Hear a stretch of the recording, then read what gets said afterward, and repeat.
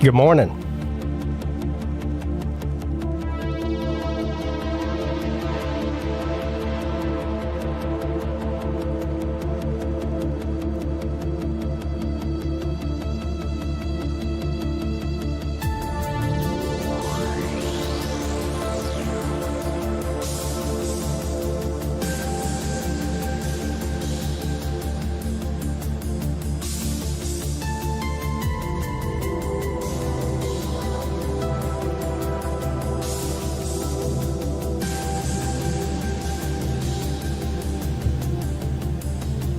Lots to talk about.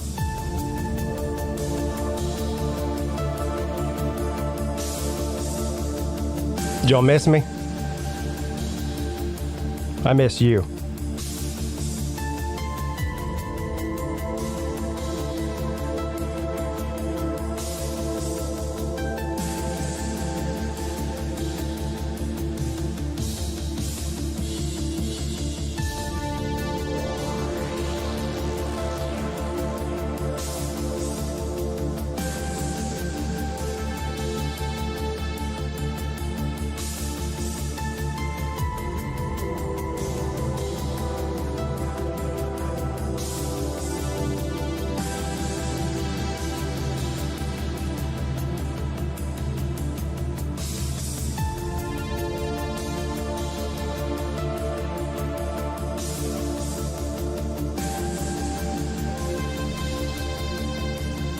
Glad to see you got a new phone, Nate.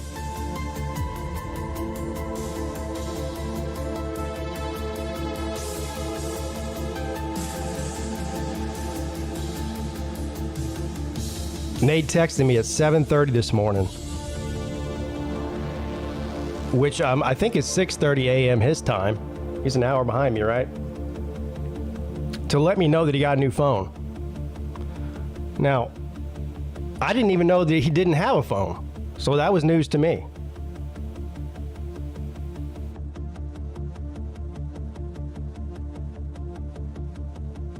But isn't it not ironic that Nate... What happened to your phone? Did you lose your phone? I'm sure we'll hear from you this morning. I don't know if he lost his phone or broke his phone or he got his phone taken away by his mom or what, but the week that I'm out of town is the week that he doesn't have a phone. And he gets a new phone the day before I come back on the air.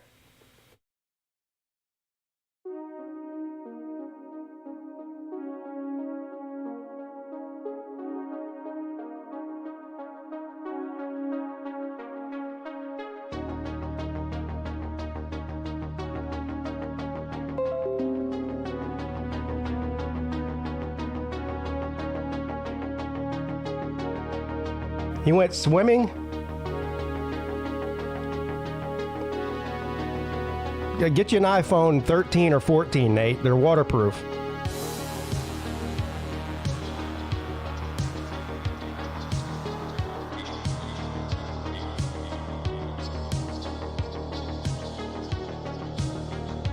Of course, I don't need to be retrained. I'm a professional. What are you talking about? What are you talking about? All right, let's get this thing going. Give me like 30 seconds. I'm almost done here.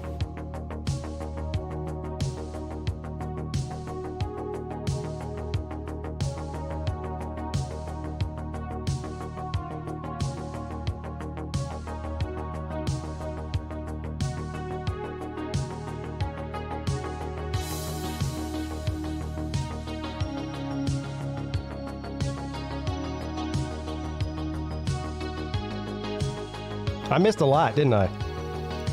I'm gonna need you guys' help this morning, getting caught up on everything that I missed. I tried yesterday to do as much catching up as I possibly could because I was driving for 8 hours or so. So I went back and listened to some shows and stuff, but I still need. There's still a lot of holes that need filled. You know.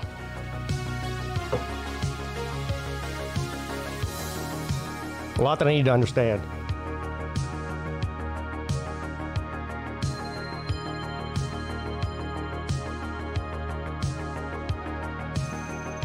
All right.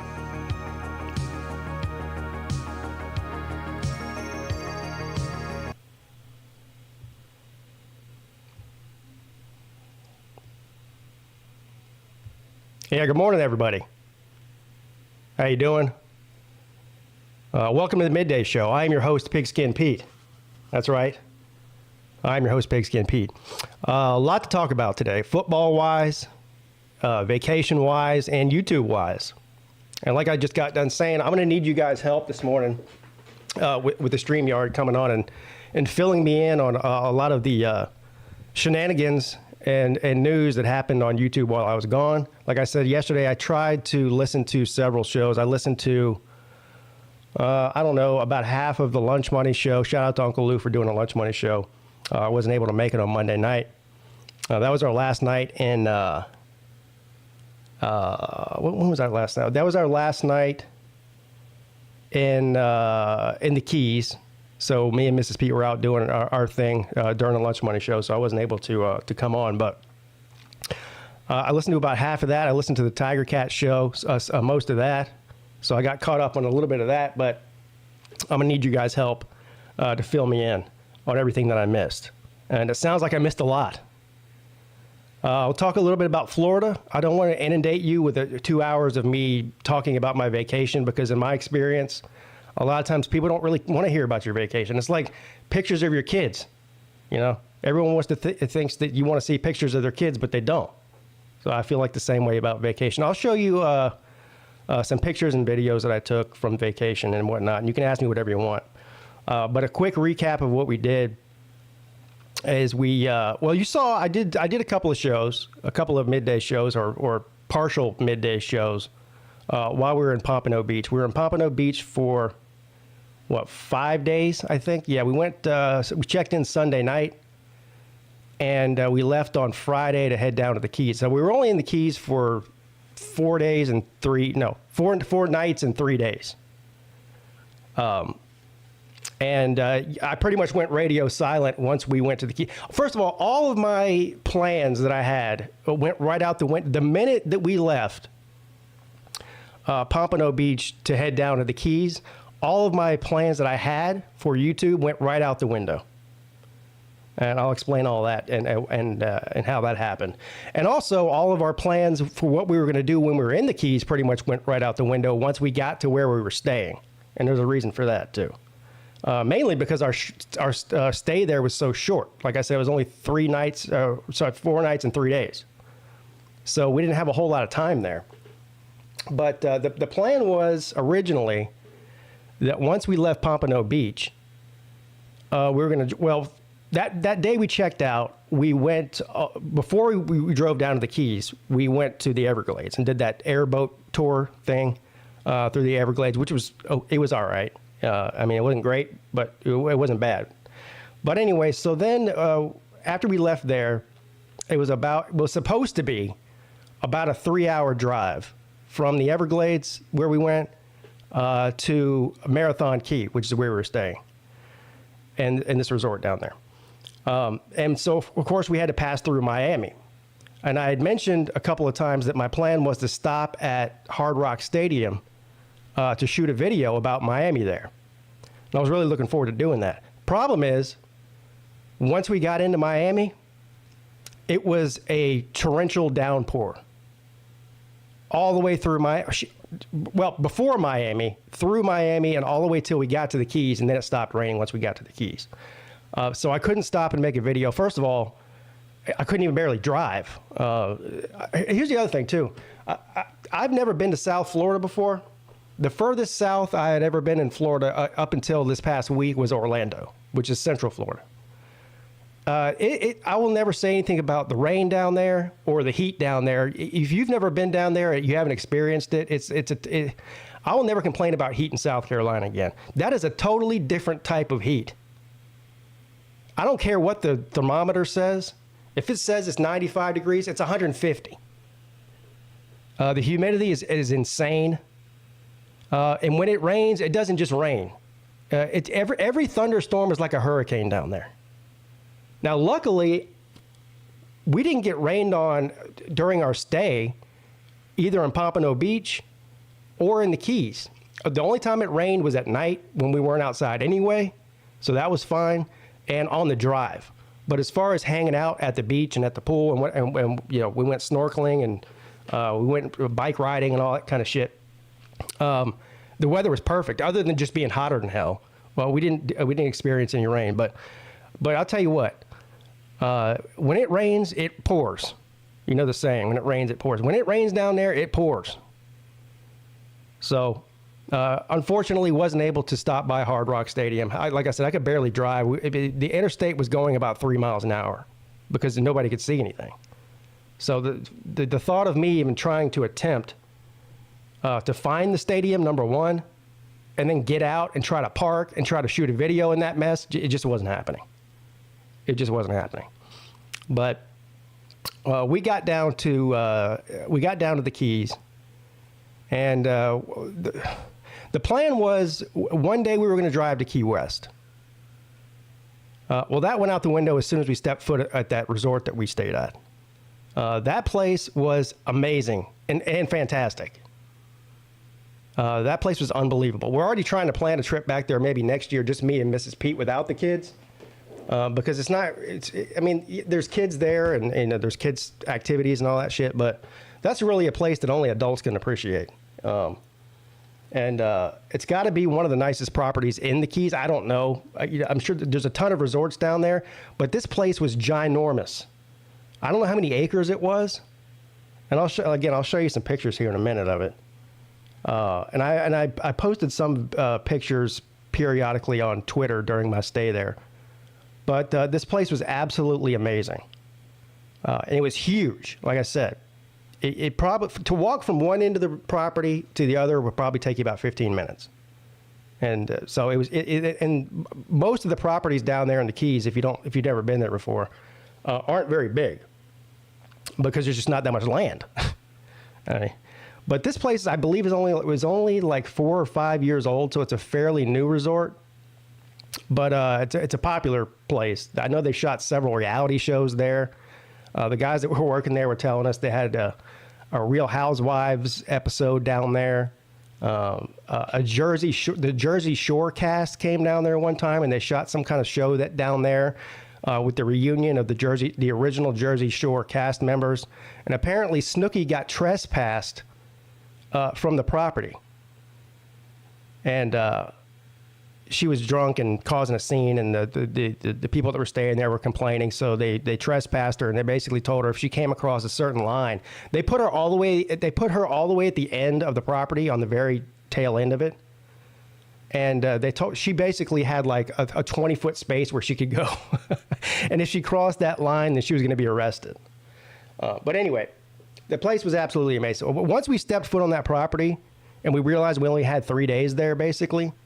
And one of those days we were going to be spending out doing excursions, doing snorkeling and whatnot.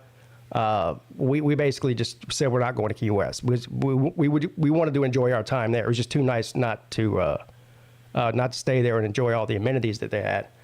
But the other thing was driving down there. So our original plan was to go to what is it, John Pennekamp? That's where Traveling Fools told us to go to do the snorkeling, because it's like the best snorkeling / diving spot in the world. That place is on a normal day is about 55 or 58 miles from where we were staying. So if you've ever been down to the Keys Highway 1, it's basically one lane each way for 90% of the drive. It's one lane each way, and the speed limit's anywhere from 45 to 55, and there's cops everywhere. I can't tell you how many cops I saw between Miami and where we stayed. Dozens. I mean, every 3 miles there's a cop there looking for people speeding. So you can't speed. And also, the problem was, like I just mentioned, it's one lane each way. Half of that is under construction, road construction. I guess they're repaving it or something. So every few miles, you have to do one of those deals where you stop and they let the one lane go, and you have to wait for a long line of cars, and then they let you go. And so what normally would take about 3 hours from Pompano Beach took us about 5.5 hours. So the idea of us driving to that state park where we were going to go take the snorkeling trip. It might have been an hour drive on a normal day. It would have taken us 2.5, 3 hours. And I wasn't about to spend 6 hours driving on one of my 3 days in the Keys.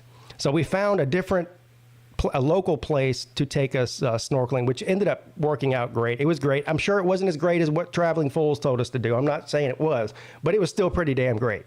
And we only had to drive 5 minutes from our resort to get to this place. And we went on a sunset snorkeling thing, so it was in the evening. We went out. It was like a 30-minute boat ride out to the reef. I think it's called Sombrero Reef. It's some coral reef sanctuary that surrounds this old, like 300-year-old lighthouse that's out there.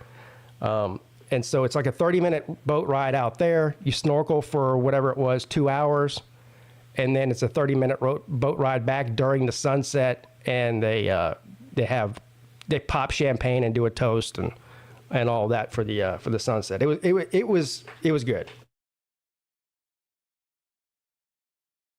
But that's pretty much the gist of it. We left the Keys on, what day did we leave the Keys? Tuesday. We checked out of the resort on Tuesday, drove up to Orlando to go to Epcot. So we had a 1-day pass for the family at Epcot. So we did that on Wednesday, and then we checked out Thursday, and we drove home yesterday. I got some bad news for all the people that hate Disney World with everything that's going on in the news and all that. I'm still straight. Going to Epcot did not turn me gay. I know that's shocking, and I was not indoctrinated. Everybody there seemed pretty normal to me. Yeah, just a bunch of families trying to figure out how they're going to take out a second mortgage to pay for that trip. Jesus Christ. The amount of money that it costs to take a family of four for 1 day to Epcot. Now, we were there for 14 hours. We made the best of it. And shout out to Mrs. Peete, too. Because the way that they do things now down there, you get your tickets, and then if you want to pay, I think it's like $15 more per ticket. So a family of four, that's an extra $60 to get the lightning passes, which means you don't have to wait in lines. We were bound and determined to ride every single ride in that park. And we did, with the exception of maybe a couple of kiddie rides or something. But all of the main attractions, I want to say there's probably like 8 or 10 of them. All the main attraction rides we rode. And we didn't wait in line for any ride more than 10 minutes. Now, some of the people who didn't have the lightning passes, some of those rides, the main attractions there was the Guardians of the Galaxy. That was the most popular one. At one point, it was a 4-hour wait if you didn't have the lightning passes, and we just bypassed right past all of them. We got right on it in 10 minutes. The other one was Ratatouille or something. Those are the two most popular ones, and I forget what the name of the one is. It's a Chevrolet ride. It's the thing where you go like 100 miles an hour in a car around the track. That was another one too. But all of those, if you didn't have the lightning pass, you had to wait at least 2 or 3 hours to get on a damn thing. And I'm not about to do that. So shout out to Mrs. Peete, because this is what they do. They make you, first of all, you have to download the app, right? And you don't just get a lightning pass and then all of a sudden you can just go on lightning from one ride to another and hop and cut the line. So every 2 hours, they have this thing where you got to go on. There's only so many slots, even if you've already paid for it now. There's only so many slots. So every 2 hours, everybody in the whole park is on their phone trying to get a slot, right? And the slots fill up within like 3 minutes. So Mrs. Peete is on that damn. She, God bless her. She's got the patience of a saint, because I wouldn't be able to do this. Every 2 hours, she was on that phone right when she was supposed to be on there on that app and getting us make sure we had a slot to get the lightning passes so we could ride all these rides. So we enjoyed ourselves down there. We got to ride all the rides. We went through, for anyone who's ever been to Epcot before, they have what's called Around the World or whatever. I don't know, there's like 20 different countries when you walk around the thing, and they all have shops and restaurants and food vendors and alcohol vendors and all that. So we stopped at pretty much every different country. Went and ate at this really, really cool Mexican place. I'll show you pictures of that. Let's go ahead and do that real quick. Well, let's see. How do I do this here? I just uploaded some private YouTube videos with some pictures and videos. They're short. And I'll let you know what these are here.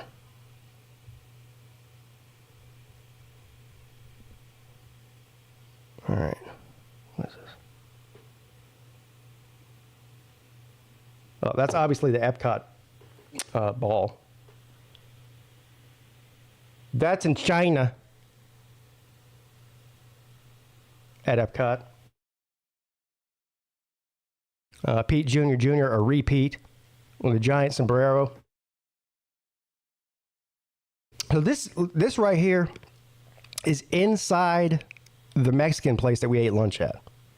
There's a giant pyramid in there, and there's this river that runs all around it. So after we got done eating, I took this picture from our table. We were right next to the giant pyramid there.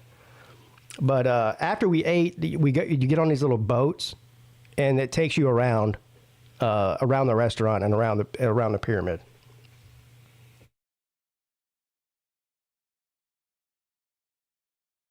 That is at the resort, at the restaurant at the resort. The last night that we were there, me and Mrs. Peete went out and ate and had a bottle of wine.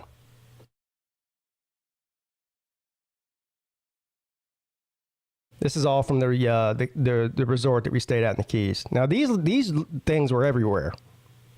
These iguanas, they were all over the place. And I guess they're used to people because they just walk right up to you. This is on.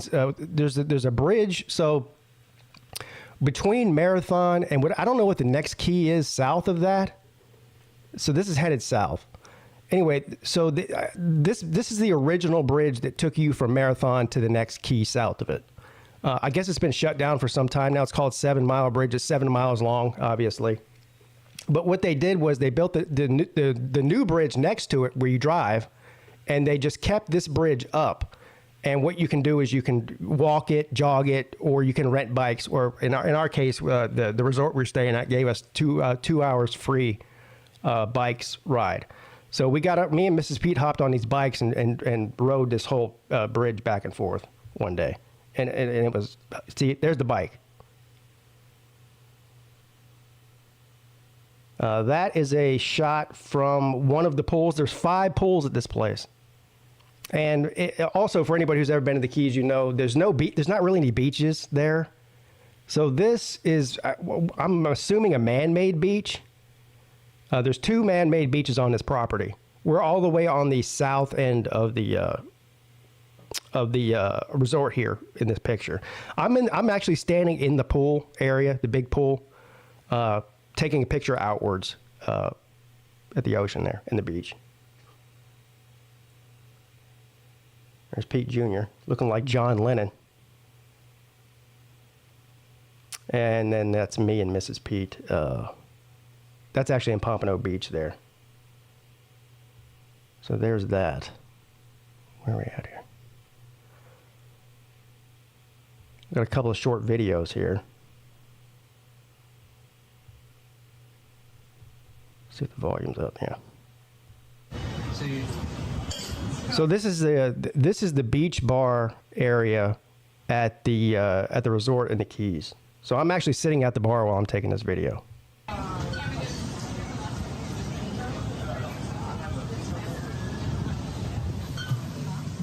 Again, another shot of from the pool area.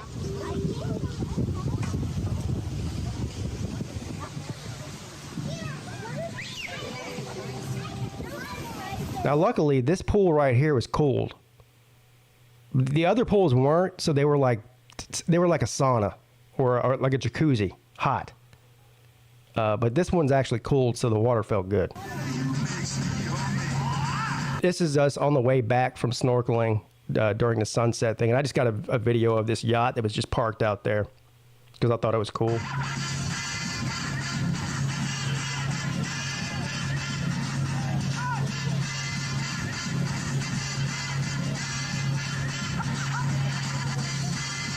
Got my man right here. Now, I told you these iguanas are everywhere. So this is one of the entrances to the pool. And this iguana just comes up and stakes his claim right in front of the gate. So I was standing there videoing, and people were coming to try to get in the pool, and they just turned around when they saw the iguana standing there. They were scared of it. Who wants to come to the pool? Take a picture. What's up, buddy? What are you doing? Oh, my God. So there's this restaurant kind of a couple of blocks away from our resort. It's a very it was a huge place. But anyway, they have a pool out there. They had a DJ going.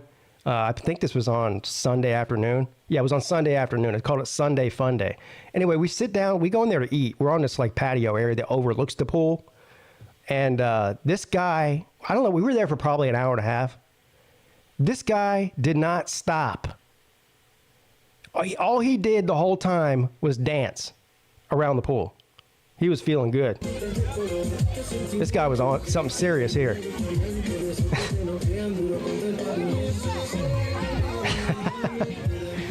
What's up, bro? Well, I tell you, these things were everywhere. This is at the pool.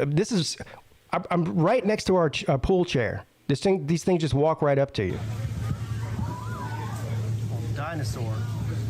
Look like.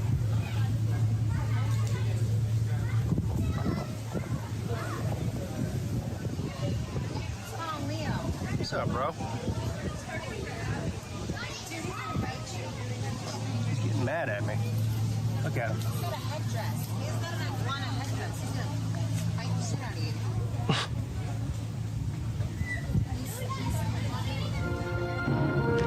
So this is actually one of the rides at Epcot. I'm sure it doesn't look as cool on video as it does in person. But basically what this thing is they strap you in these chairs, and then they lift you up like, I don't know, 15 or 20 feet in the air.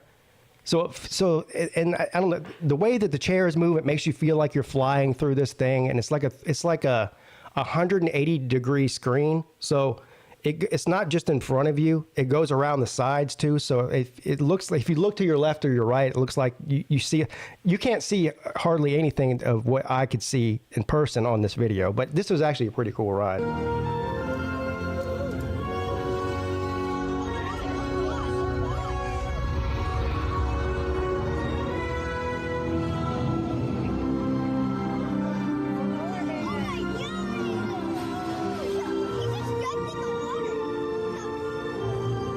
I didn't video the whole ride because it was like 10 minutes long, but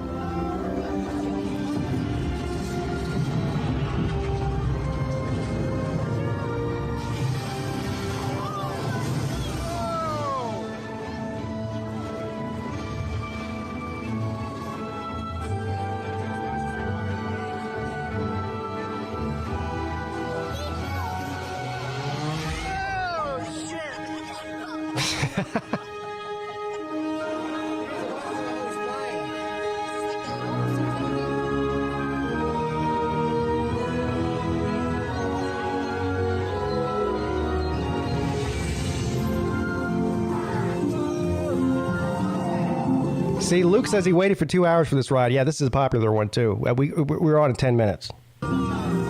Lightning pass, bro.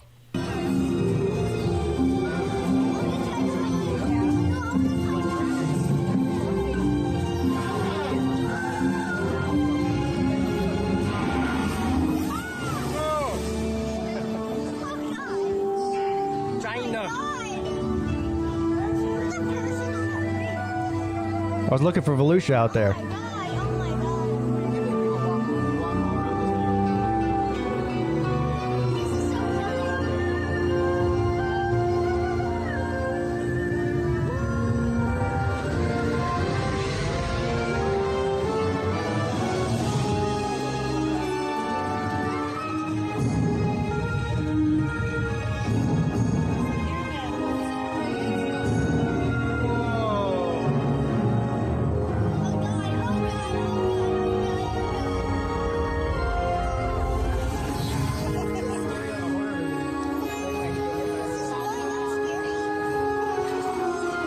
I was worried I was going to drop because I had my phone held out in front of my face, and if I drop my phone, it's gone.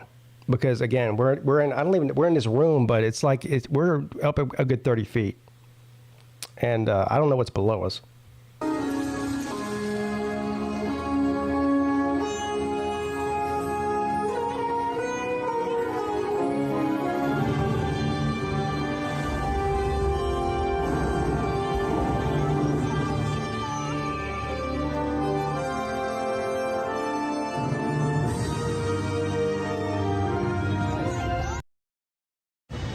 All right, so there you have it.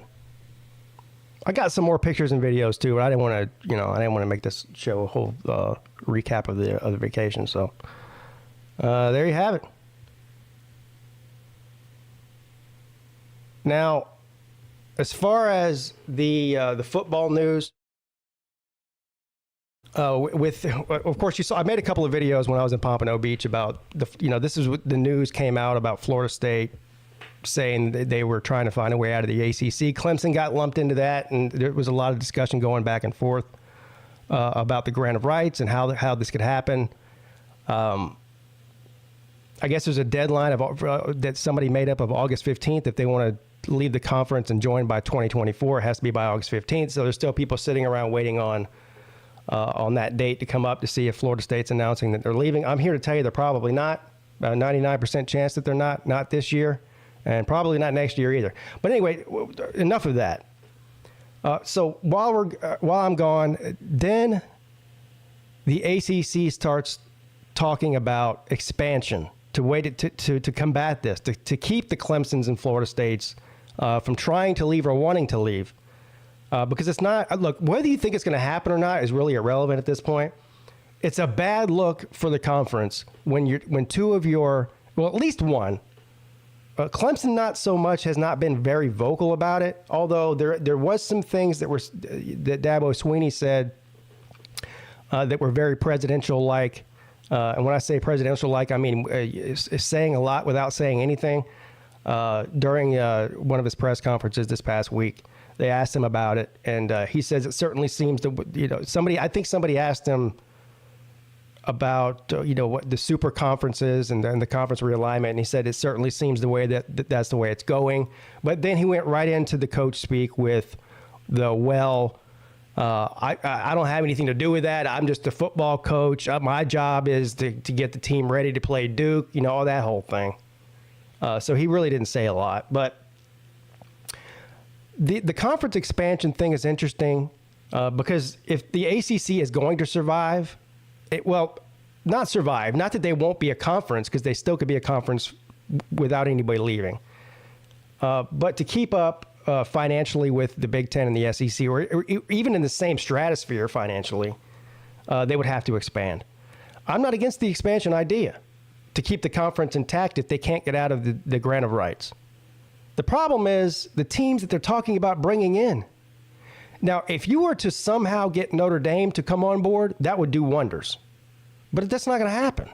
Notre Dame doesn't have any interest in joining the ACC. They're about to sign a major new contract TV deal, and they're still getting paid by the ACC. When you add those two things up, you're looking at $75 to $80 million a year between the two, which is right up there with the Notre Dame, with the Big Ten and the SEC as far as their annual revenue with their TV contracts. So Notre Dame, why would they join the ACC? Cal and Stanford joining the ACC does jack diddly squat. Does jack diddly squat for the ACC. I have nothing against Stanford and Cal joining the ACC if that's the route they want to go. But that ain't going to fix the problem. What is the TV market? It blows my mind that I'm hearing people talk about, this is great that you get the West Coast market. What is the Stanford and Cal TV market? Look, there's a reason the Pac-12 is falling apart. And it's not because everybody and their mother's watching fucking Stanford and Cal on TV. It does zero. I have no problem with bringing Cal and Stanford in the ACC, but who else you going to get? Because that ain't it. That is not an answer to anything. It doesn't do anything. Basketball, maybe. But this is a football deal. So, and then I heard somebody say something about SMU. Jesus Christ. You're going from bad to worse now. The answer for conference expansion in the ACC is not to bring on 2 West Coast teams that nobody watches and a group of 5 team. And then whoever else, Boise State, I heard. If that happens, forget about it. Forget about it. The teams like Clemson and Florida State will stay competitive for another few years, and then they'll be at a massive disadvantage. Because right now, teams like Clemson are still recruiting at a high level. They're not really hurting for money, although that's now. But the longer this thing drags out, every year that goes by where they are in a $30 to $40 to $50 million deficit to the other big brands in the Big Ten and the SEC, and at this point now, even the Big 12 is going to be ahead of them financially. Every year that goes by, it becomes more of an uphill climb for them to be competitive nationally. I don't care what Dabo Swinney says. I don't care what Dave Clawson says. I don't care what Pat Narduzzi says. It's just a fact. It's just a fact. And the people that say that you don't need to have money to be competitive at a national level, I don't know what you're smoking, but you need to send me some of it. Because that's just an outright lie. And there's no facts to base that on. Clemson has managed to be competitive at a deficit over the past 10 years, but that deficit is about to grow not only wider, it's about to be a canyon. And so something's going to have to happen. I don't know what the answer is.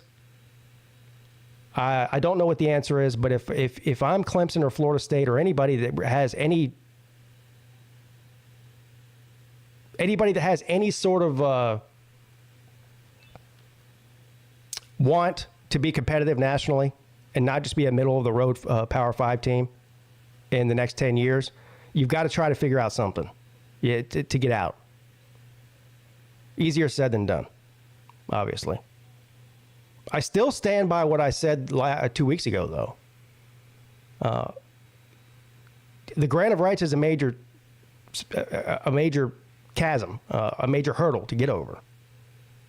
But it's not impossible. Nothing's impossible. Again, not that it would be easy, but even if you have some sort of 5-year strategy to get out, that's better than just doing nothing and sitting around and waiting to get Cal and Stanford and SMU and Boise State or whoever the hell else. That's not a strategy. It's not. So let's see who's there. By the way, forgot to acknowledge all the people in here.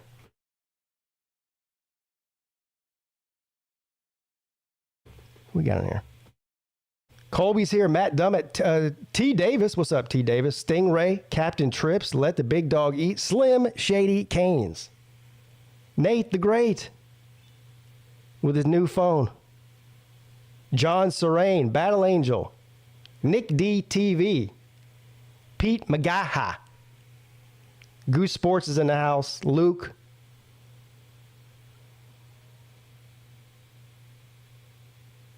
Jay Shipes. D. Taylor. Peninsula P. Hail to Pitt. Zona Tucson. Sir Ugga.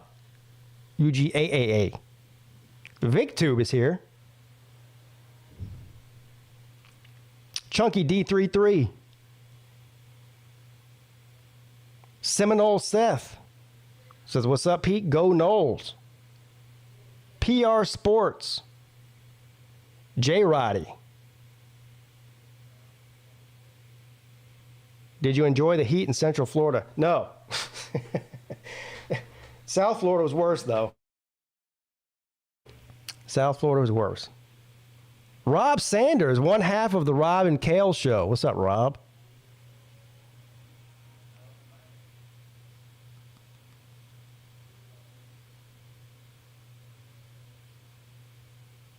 Baylor, man. Baylor, man.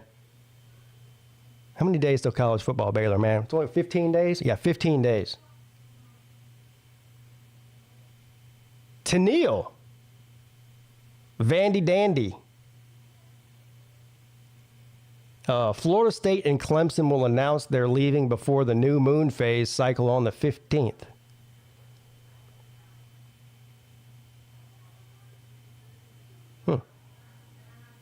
East Coast Gridiron. It does nothing for the ACC, but increases academic prestige. Stanford and Cal are a step away from... Yeah, but nobody's taking a test on the football field.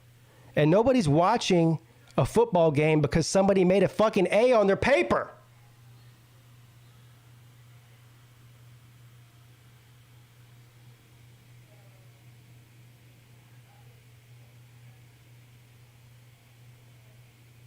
Let me ask you this question. Do you think that the networks give two shits about the academic prestige of anybody? No.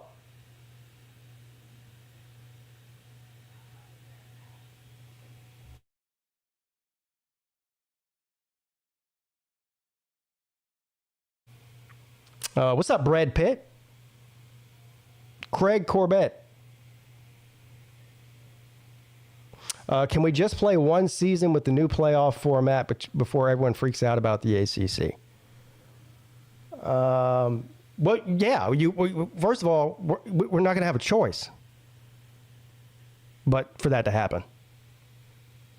But I don't really understand what the playoff format has to do with the price of tea in China.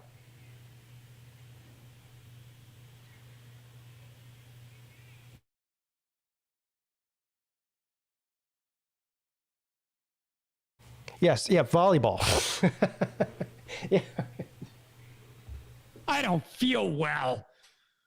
Jesus, life shouldn't be that stressful. If this is my show 2 weeks in, by week 10, I'm going to be doing the show from a casket. Casket. Now, look, I'll watch volleyball, but I'm in the minority. And whenever I watch volleyball, I don't even think I've ever seen the ball. I'm watching for a different reason. You know what I mean?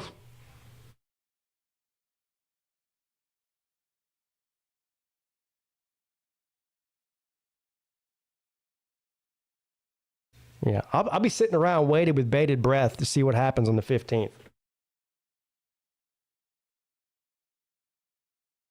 Yeah, beach volleyball. Well, the other volleyball too. Doesn't matter. But yeah, I prefer beach volleyball. All right. The StreamYard is open for anybody who wants to come on and fill me in on everything I missed. Tell me where I'm right. Tell me where I'm wrong. Welcome to the Midday Show. What's up? What's up?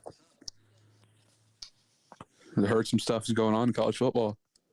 I heard it's about to start in 2 weeks. Yeah.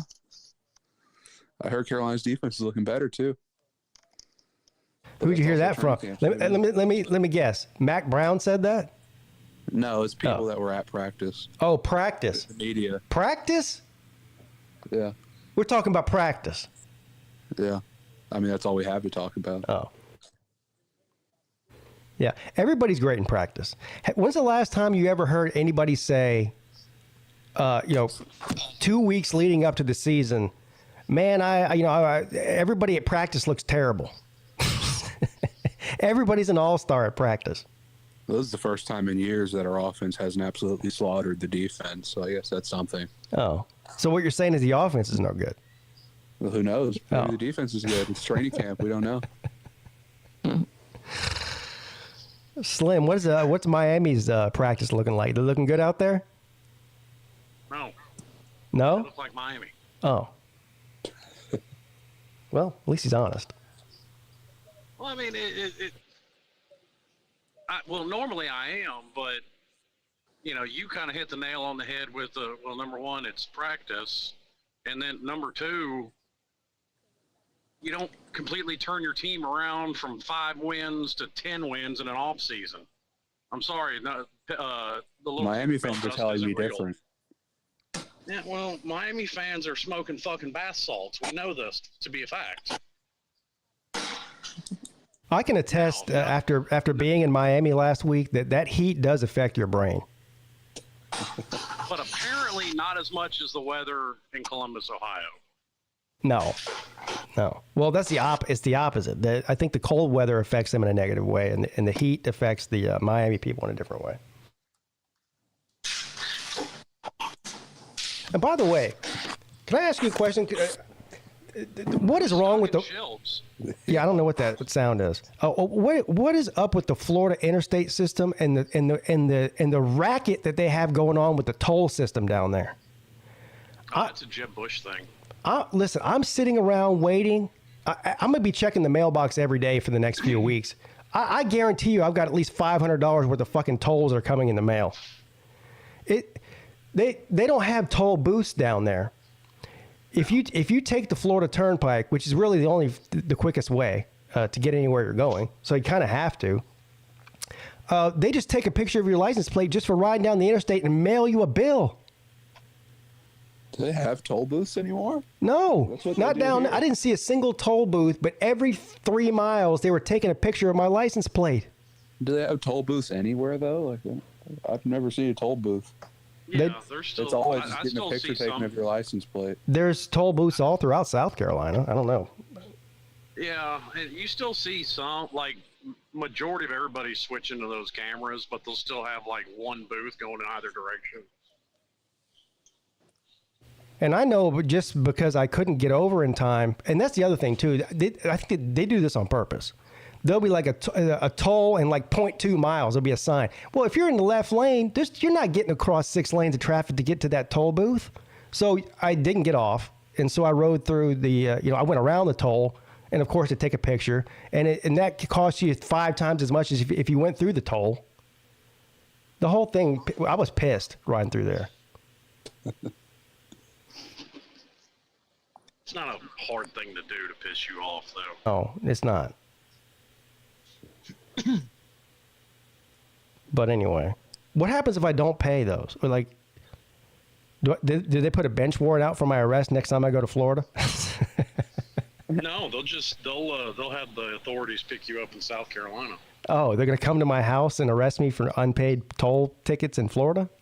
Well, I mean, I don't think that's something they're going to come knock on your door, but the next time you get pulled over for a speeding ticket, they'll be like, hey, you've got a bench warrant. No. I think South Carolina has a no extradition rule. Well, they might. I don't know. They're not going to extradite me to Florida prison for unpaid parking tickets or toll tickets. Florida will come and get you more than likely, and I'm not sure if Florida will come and get you. But now here's the problem with that, though. Florida, Georgia, like the Sunshine Pass and the Peach Pass, they're all together now. Yeah, the Sun Pass. Yeah. So, I mean, when you're talking about multiple states, they might come after your ass. Yeah. Come get me, Florida. I'm waiting. What's up, Rob? So, just to chime in here for a second, Florida's got big enough problems to be chasing down PigskinPeete for freaking tolls. Exactly. They got a lot of other things that they can be dealing with down there before they even remotely think about that. And now, I was going to tell you, one of the other things too is that you got $100 coming after Labor Day, so you could take that money that you're going to basically. I'm challenging you on this because you are stealing from Carolina Jackpot, sir. You just basically hit him in the back of the head, and you're taking money from him. I'm disappointed in you, sir. Up? He bet me straight up without points, which was silly because he could have got 12 points in Vegas. But you're not the first person that told me that I was basically robbing Carolina Jackpot. But it's not robbery if he's giving me the money. This is two-party consent deal here. Yeah, you're taking wait a minute, but you're taking advantage of the mentally handicapped. Well, easy, sir. Easy. Well, I don't think that he's mentally handicapped. He did choose to be a South Carolina fan. But so. yeah, and not only that, is it true, Rob, that Jackpot actually comes from a Clemson family? I don't know the gist of that. From what I gather, like his uncle and his mom are our Gamecock fans. I mean, there are pictures of Jackpot out there in Clemson hats. Oh, I don't no. know what's going on with that, but on that front, it's not just Jackpot that's running their mouths thinking Duke's going to win this game. Let me help you people that think that Duke's going to win, okay? Even Uncle Lou's picking Duke to win this game. Las Vegas, the odds for Duke to win, or the over-under in Las Vegas is 6 wins for Duke. And yet you're going to just clown around and say, oh, one of those 6 wins is going to be South Carolina, is going to be against Clemson. It's bad shit. You remember last year when Sure. somebody made a joke about Boston College winning their division of the ACC, and it just kind of took on a life of its own. I think the Duke thing has done the same thing. Well, this people picking this game there the way that they are, they're going to look just big time egg on their face before Labor Day even starts. Well, this whole thing started, I think, with Josh Pate, if I'm not mistaken, because I guess he did a video saying basically he was picking Duke to upset Clemson week 1. I don't think that's what he said. I think he said it could happen. Duh. Well, I mean, we could get hit by an asteroid today too, but it's not likely. So There you go. Yeah, blame Josh Pate. Yeah. Josh Pate is a heck of a dude with the stuff that he puts out there, but when CBS kind of goes away from the SEC stuff and they have to suckle on the Big Ten teat, I'm just waiting for him to have to go in and talk about how great that Ryan Day is and everything else when he has to talk about this other stuff because, man, you got to give up on some of the stuff that he puts out there, man. It's like, really? All right. Okay. Fine. Well, the ideology around this Duke thing with Clemson, it starts with, well, Clemson has a new offense. And I'm going, yeah, that's a good thing. I mean, Garrett Riley only coached at TCU for 1 season, and they took him to the playoffs and had a Heisman finalist at quarterback. Yeah, maybe the quarterback that Clemson will throw out this year will not throw passes at the damn cheerleaders, which happened 3 times last year. Maybe that'll happen, so maybe that's a good thing. I don't know. DJ should have taken that baseball contract, by the way. Maybe that cheerleader left him on red. Maybe that was intentional. Yeah. I don't know. When I hear people talk about that, and I'm like, you know, you're killing me. And Tennessee fans, by the way, they're all talking about they're going to beat South Carolina by 49 points. I've put out that too. Please, I'll take South Carolina plus 49. And of course, none of them want to bet me with me on that either. It's just ridiculous. Talking season is wonderful. Well, that's Speaking of South Carolina fans, they all act like they're going to beat Carolina by 30 this week or this year. And they're talking about our terrible defense. Do you know how many points a game South Carolina gave up last year? 7, but yeah. Are we talking about the North Carolina game? Yeah. Maybe I'm just not buying North Carolina. I think South Carolina wins that game. North Carolina's defense, with what they've got returning, unless they have somebody that comes in and spreads some holy water or something on them, that defense was really bad. Yeah, I feel like. Game do you think South Carolina gave up last year? No. I'd have to look this up, but I mean, it wasn't like 30. How much do you think North Carolina gave up? 28 or something. 31. Yeah, but we're not talking about last year. I feel like the only way that Carolina's going to contain the best quarterback in the country. North Carolina might have a shot in this game, but they're going to have to score 40 points to have a shot. Wait. Do you think that Because May is the we best can quarterback easily in do the that. country? He's second or first. No. Okay. Who besides Caleb Williams is better than him? Okay, Williams. And then maybe Michael Penix. I mean, you're calling him the best quarterback in the country, and he's only played 1 season. Is that where you're going with that? And Caleb Williams played 1.5. Right. Yeah. He's best quarterback in the country, but he sure didn't look like it the last 4 games that he played in. Yeah, I don't know if he's the best quarterback in the country, but he's definitely on a short list. He's one of the best. Like he was, lighting it up for like the first 10 weeks, and he just seemed to have lost, to have just lost his mojo. Last time I checked, 10 weeks doesn't count, correct? The first 10 weeks of the season do count, right? Yeah, they do. But I'm just saying that he seemed I don't know what happened, but it seemed he lost his mojo somehow at the end of the season. Well, if we're gonna do that, then Spencer Rattler looked like hot garbage for 10 games last year. Exactly. So I mean, I'm sure I can find 4 games where Caleb Williams wasn't amazing. You'd be absolutely hard pressed to name 5 quarterbacks better than Drake May, or even 4. I'm still waiting on the second one. I said Caleb Williams, and who else? it's hard for me to say, hey, he's going to be the best quarterback in the country when he can't get 205 yards passing against Georgia Tech. But, whatever. You can have whatever you want on that. But I've watched Spencer Rattler throw 3 interceptions. Tulane. I didn't bring up Spencer Rattler at all, sir. I'm just saying to say that he's the named best. A quarterback besides Caleb Williams better than Drake May. I don't think that he's that. I don't think that he's that good. Well, the problem is, but Luke, the problem isn't Drake May. It's the rest of the football team, sir. Well, we're talking about Drake May right now, and he still hasn't named me someone better. Then Drake May. And maybe Michael Penix. No. Well, why not Michael Penix? Is why Michael Penix? Do you see what he did in Indiana? If we're talking about bad games. Why not Michael Penix? Why not Bo Nix at Oregon? Bo Nix? Yeah, I mean, he threw for 3,600 yards and almost Drake May threw for 4,500. That is fair. And plus, Bo Nix is like 30 years old. So, I mean. That's a valid point. Yeah. It's I don't know. I mean, I'd like to look at upperclassmen when you're talking about having the best quarterbacks. So, I mean, Cam Rising had a good season last year. You like to look at upperclassmen? Yeah, I like upperclassmen. When you're talking about the best Stetson players, Bennett better quarterback than Trevor Lawrence because he was older than him. No, but Stetson Bennett, Georgia's going to miss him. By the way, it's not. And they didn't even play like against each other. You're comparing apples to kumquats. I just don't. The idea of saying JT that Barrett better than Deshaun Watson when they played each other in the playoffs. No, I'm just saying it's just what I like. I know you have to defend your guy.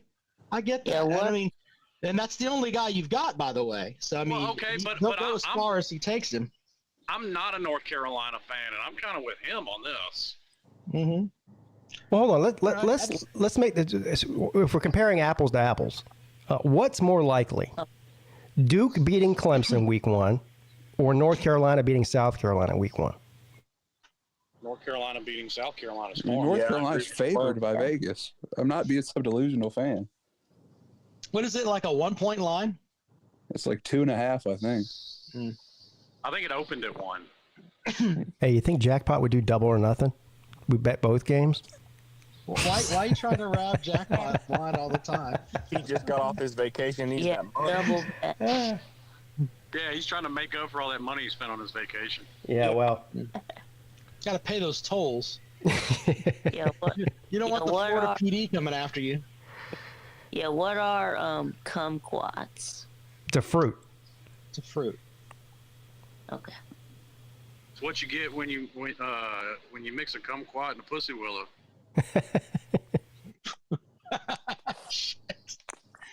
My bad. You mix dickweed and pussy willow and you get a kumquat. Good point. Speaking of betting lines, you know what the best bet of the first week is? Vanderbilt to cover against Hawaii. What's That's the not spread? surprising. Yeah. How is Vandy only favored by 18 against Hawaii? Yeah. Hawaii doesn't even have a stadium, right? I remember they're playing at a high school or something. Yeah, I think so. Yeah. Yeah, but you know what? They're in Hawaii, so they don't really care. I think they're going to double the spread. I think Vanderbilt wins by 30, at least 35. Yeah. I mean, yeah, they took down the mighty Florida Gators, so they should be able to handle Hawaii no problem. What happened to their stadium? Did it get burned down? It got condemned. Yeah, it's like. Yeah, it did. It got condemned. It wasn't structurally sound enough to pack. How many people that stadium held? 20,000, 30,000. It couldn't even hold that many people. It was about to fall over. Yeah, that Vanderbilt's having issues with their stadium. It's not going to be done by the beginning of the season. It's like, how the hell are you an SEC school getting SEC money and you're doing just basic renovations and you can't have it done by the time football season starts? Yeah, didn't they just, the Board of Trustees, and Vandy Dandy's in the chat, he might be able to tell me if this is true or not. Didn't they just approve like $250 million to upgrade stadium and facilities. Something like that. Something like that. Yeah, it's a big amount of money. But Yeah, Well, I mean, don't they've get done that. everything they can in their history to avoid putting money into their football program. So, It's going to be hard for them to claim being a nonprofit if they don't start spending some money. circling back around to the conversation about the giant canyon chasm of money that's going to be happening between the ACC and everybody else in the next 10 years, if nothing changes. Vanderbilt approving $250 million for renovations and upgrades is exactly the reason that money's important. Because Vanderbilt making double the money. there's not even that the schools in giant the of a ACC is chasm crazy. of money, though. That's just fake news. what do you They're mean? making double the money, Slim. There's more of a difference between the SEC and the Big Ten than there is between the ACC and the SEC. That's just not All right, correct. so what's the difference between the That is ACC and the correct. Big Ten? Right now, I don't know exactly what it is. All right, so it's going to be about $40 million a year over the next 10 years. That's $400 million per team. Okay. It's a 70 And then when the SEC signs their next contract, they'll have the biggest one. When the ACC signs their next contract, And they'll have the biggest 2036? one. This the is- SEC and Big Ten will sign 2 contracts by the time the ACC gets a new one. Yeah. The Okay, sign well, your guess contract. what? Don't do such a long one next time. Yeah, that's why people want to leave. Well, unfortunately, they can't. Well, you made your bed. You got to sleep in it. Florida State applied for their hall pass to leave the reservation. First of all, this whole idea that the ACC made this deal so the fans can't complain about it, I didn't have a vote. Yeah. Of course I can complain about it. Well, the schools can't complain about it because they signed it. Well, But the And that's fans general can't. point. yeah, I don't work It's for a free them. country. I can do whatever I want. Yeah, Florida State and their board of trustees meeting yelling about how stupid the ACC is, like they didn't sign the deal. It was kind of Right. crazy. Now, see, and this shows you Florida State is grasping for straws because somebody actually put out, and this was talked about, I think it was on 3 video that I come across. Somebody put on Twitter, well, it was the last chancellor of the university that signed it. So because there's a new chancellor of the university and he didn't sign it, B-by-B, we can get out of it. Yeah, Florida State, by the way, should really, really just get a glass of shut the hell up. In the past 8 seasons, they're 32-32 in ACC play. Their Wake Forest has been better than they have. They should really shut their mouths. Ouchie. They And how should about a shut little- their mouths, but for different reasons, because them whining and bitching about it isn't going to help anything. Well, and how about a little gratitude considering they didn't win a national title till they joined the ACC? Yeah. I mean, Those that's, tough games against Boston College in November really tuned them up for the national championship. I don't know. Just Florida State talking about, oh, we're gonna pack our ship and we're the premier program of the conference. Shut the hell up. Oh, Oh, hey, yeah. I've heard worse out of some Tatermen online. Oh, Okay, Look, I've look, to wonder- Clemson is the crown jewel football program of the ACC. Oh no! That's why they schedule them on Friday, the last day for media days. Because and when you go through media days, the other 2 days, there's nobody there. It's just the folks from the West and just standing around like, who are we gonna help? And then on Friday when Clemson comes in, Dave Doran stands up and tries to bow his chest up, and then he has to sit the hell down. And then Clemson runs the damn show. The only program there that anybody cares about is Clemson. That's just the way that it is. I don't know, but I understand where Florida State's That's coming not from, and I true wait. at all. I've been to ACC kickoff, sir. I could show you the pictures. No people here for everybody else. Clemson shows up, the hall is full. I mean, this is factual. That's just the way that it well, is. Guess So what? all- According to Tatermen online, it's not going to matter because if Clemson can't get out of this grant of rights, they're just shutting down their athletic department until the contract's over with. I doubt that. No, but who said that? Tatermen. Yeah, I haven't met a Tatermen, you know, as a matter of fact. Who? Oh, for Billy Paul. Oh, jeez. I thought you were going to say Bobby Durkin. For Billy No. Paul. Hey, he's got his finger on the pulse, according to him. Okay, I'm no comment. Nothing on We that. should ask him about the 12-team playoff again. Oh, that's not good. Let's see what happens with this bidding war with the playoffs and see if, if Fox gets it, they just ban ESPN. I want to see what happens with the Pac-12's automatic bid, considering it doesn't exist anymore. The other delusion that's going on, I talked about Cal and Stanford, and the people trying to convince me, well, Cal and Stanford said if they come in the conference, they'll take a 60 or 40% less than everybody else, the first few years. That's not even going to, that's a drop in the bucket. Did you see SMU is offering to join for free because they're so desperate to be in a Power 5 conference? Yeah. That's actually a thing, though. To join. Yeah, I wonder. and They I have don't get boosters that are willing to make up for the money just to join For a how Power 5 long? conference. I don't get For that 5 line years. of thought because I was 5 told years. that the Big 12 is in such great standing adding all these group of 5 teams, but ACC's dumb for doing it.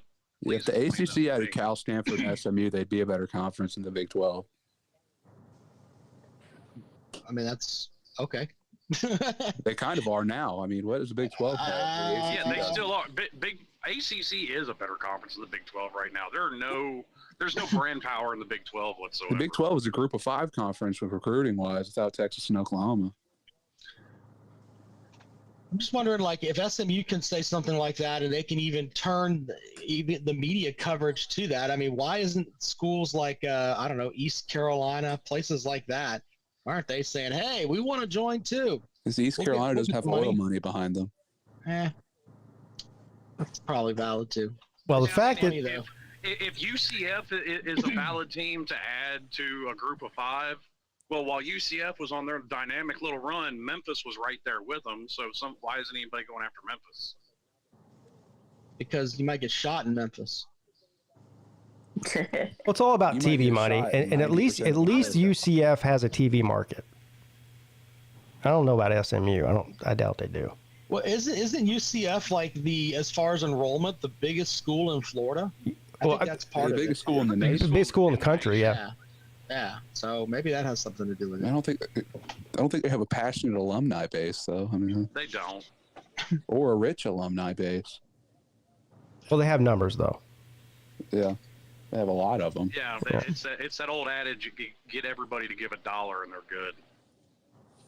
I actually think that UCF is going to be somewhat successful in the Big 12. Maybe not this year, but over time. Yeah, they'll Do they probably still be the need- prettiest I person in think the they're Epic going to need a contest. better coach before they plan on being successful. Why? Because Gus Malzahn has proven himself not to be a successful coach. Well, he's a national champion, sir. Okay, Ed Orgeron's got a national championship too. Gene Chizik is a national champion, not Gus Malzahn. Well, Gus was on No, the staff. Gus, he has a national championship at UCF. What are you talking about? No, he doesn't. Yeah, he That was does. Scott No, Frost. that was Scott Frost. Oh, was it? Yeah. Oh. Gus Malzahn was at Auburn. Okay. I mean, He was the team that lost in the national championship at UCF. Malzahn pulled basically what Peete pulled on Jackpot. He got Auburn to pay him tons of money, and then they think that he's the best thing ever at UCF. So he's going to sit in the sun and go down there and win 10 games a year and just be great and have all that money too. I mean, he's got the best job in everybody. college football. I mean, maybe not the best job. He's got the best deal. Yeah. Yeah. Oh yeah. Him and Mike Gundy at Oklahoma State. Well, that yeah. It used to be okay. Pat Fitzgerald, but we all know what happened. Man, that turned into a gong show up there. Yeah. My goodness. We used to think that they're just fine young men playing up at Northwestern, and then now what? That man had the easiest job in the country. He's never getting fired after how good he was doing, and then he does some stupid stuff like that, or he allows stupid stuff like that to happen. Hey, Rob, how about Chad Morris coming back to Clemson? What do you think about that? I think that it's kind of strange for him to come back, but I mean, if Riley will listen to him and they can put some stuff together, and obviously I think he's trying to groom himself for another job. I mean, I don't think he wants to just quit coaching, for goodness sake. So, tinfoil hat time. Ready? I've got my tinfoil hat on. all right, too, tinfoil but go hat ahead. I'll let time. you pictures first. Go ahead. What you got? they don't plan, or I say they, Dabo doesn't plan on Garrett Riley being at Clemson for more than 2 seasons before he gets a head coaching job in the Power 5. And Chad Morris is waiting in the wings to take his spot as offensive coordinator.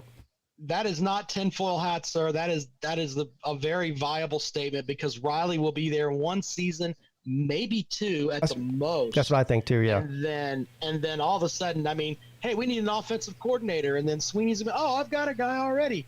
It's right here. We'll just pull him up. Now, Yeah, I agree with that. That's not very tinfoil. So double up the tinfoil hat. Correct. Put another tinfoil hat on top of the one that you just put on.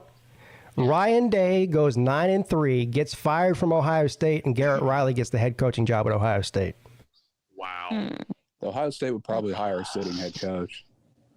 Well, Luke Fickell maybe leaves Wisconsin after 1 year.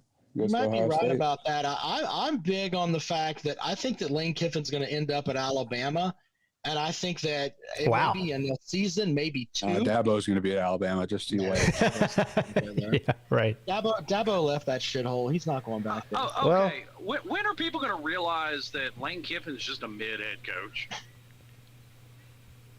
He's done a pretty good job at Ole Miss.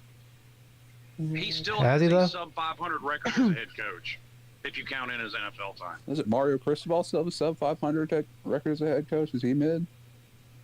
He's had nowhere near as many jobs as Lane Kiffin has either. Well, somebody just brought up Dabo to Alabama. I've been spent the past 6 years on YouTube saying that anyone that thinks that he's going to replace Nick Saban is crazy. But I'll tell you what, with the conference realignment that's going on and the amount of money that's being thrown around, it's not out of the realm of possibility now. They offer Dabo an NBA contract. Yeah, basically. I don't think, 5 years, $300 million. I'm not saying Dabo won't end up at Alabama, but I think Dabo's smart enough not to be the guy to replace Nick Saban. Yeah. He waits for somebody else to fail. I don't think that Dabo cares about that. I would again until this everything is happening with the realignment. I would have thought that he would be crazy to take that deal, but now I don't think it's so crazy. But what can Alabama offer him that Clemson doesn't? More money. A lot of money. After a while, it's just, And Dabo's kids. Once you hit a certain amount, it just doesn't really matter. And Dabo gives away most of his money anyway. To who? Jesus? He gives a lot to charity. Yeah. A lot. Is it enough Just to keep 'cause I the have tax $50 man off his million back? Yeah, Or what? but he only gives to charity organizations that have always been Clemson fans. First of all, Up in Smoke Travels says, "Please no, we don't want Dabo." So let's say next year Saban says, "I'm riding off into the sunset. I'm done. I'm retiring." Who would you want other than Dabo? Give me a list of people that you'd rather have than Dabo. I don't know. I'm if waiting. It's I don't know if it's a rather have, but there may be some alternatives to Dabo. Who? The first thing I would do is I would look at who recruits well. Well, I would certainly, try to have a conversation with some other upper echelon coaches to see if I could get them to move away from where they're at. Like cough, Josh Heupel. No. Well, I think that Alabama's going to spend the money on recruiting anyway, and as long as you've got somebody in there that's passionate, they're gonna recruit well. Imagine a meltdown. I think Josh Heupel to Alabama. I think a good potential replacement for Nick Saban would be Ryan Day. Oh man, I don't know about that. Yeah. I don't know about all that. I don't know about that. Why not? What's wrong with Ryan Day? You tell me. I don't think there's anything wrong with Ryan Day, but I think he's kind of embedded up there at Ohio State, and I just don't. I just don't see it. I think it's silly to compare Dabo Swinney to Ryan Day. You got a 2-time national championship winning coach who's proven himself at a small school like Clemson. Compared to Ryan Day, who's got like Clemson. It is a small school compared to every other team we're talking about. He's right. But still, no, he's right. The problem that I see with Clemson and the problem that I would see with trying to get Dabo to go to Alabama is that it's difficult for Dabo to recruit inside of the top 10. Never mind the top 5. Well, that's not though. When's the last time Clemson wasn't in the top 10? Yeah. They were number 10 in 22. That's inside the top 10. He's got the highest recruiting class in the history of Clemson. They had the third highest. What year was that? 2014, 15? The third recruiting class in the country. He averages around 10. That was like 2019 when they had the number 3 recruiting. He averages around 10. But what I'm saying is that he's not consistently in the top 3 or 4. If he was at Alabama, he would be. Listen, Dabo Swinney's a great recruiter. Don't let the number 10 fool you. Number 10 at Clemson is a high number. I mean, but even if he's not, let's say for the sake of argument, you're right, he's not recruiting in the top 10. He still won 2 out of 3 national championships with outside of top 10 talent against Alabama, who's far and away the most talented team in the country. And he's an Alabama boy. I mean, that's his alma mater. If he was going to go anywhere, it would be Alabama. I mean, I don't see him leaving Clemson to go anywhere other than Alabama. Given the current environment of NIL and how he has not performed in that environment, in my opinion, and you look at how well Ryan Day has performed, even though he may not have won a national title, he has put his team there. Clemson has not. And I think that in today's environment, currently, Ohio State is a better team than Clemson. And if you're looking at quarterbacks, if you're looking at head coaches to come in and recruit, I would much rather have a Ryan Day than I had have a Dabo Swinney. What has Ryan Day done that Dabo hasn't? Hang on. First of all, if Ryan Day or Dabo Swinney are doing anything as far as NIL, I need you to give that statement to the NCAA infractions committee. Every team's doing stuff with NIL. Let's not beat around the bush about that. They may be having conversations about this, that, or the other about how they get it done, but every damn school is involved somehow. I can promise you that. The NC State just bought a recruit, I saw. I mean, recruits have been being bought for years and years. I've always said it. I always will say it. Yeah, you don't think these coaches have a conversation with these damn boosters? They'll grab one of their interns and they'll go, hey, I need you to go reach out to the Alabama Booster Club and International and tell them that we want to get this recruit on board, and they need to pitch their money in that direction. I mean, that's pretty simple to do. Jeremy Garrison says, what about Urban Meyer to Alabama when Saban retires? No, that's not happening. You're more likely to see Dabo in Alabama than you are Urban Meyer. We're just throwing random names out there. What about John Gruden? Oh, God. What about Luke Fickell? Luke Fickell's going to Ohio State. I just wonder if Alabama's going to go with like a stopgap coach, because you don't want to be the guy replacing Nick Saban, but maybe have somebody else that's there that will go 2 or 3 seasons and keep their head above water, and then they'll find somebody else because going 9-3 is not good enough there. So, well, maybe to your point, Lane Kiffin. That's why I think it's going to be Lane Kiffin. I mean, he's kind of lobbied out there that's who he wants, and I mean, he's technically a Saban disciple, I guess. I mean, he's in the conference, and I don't know. Saban's son-in-law, so yeah.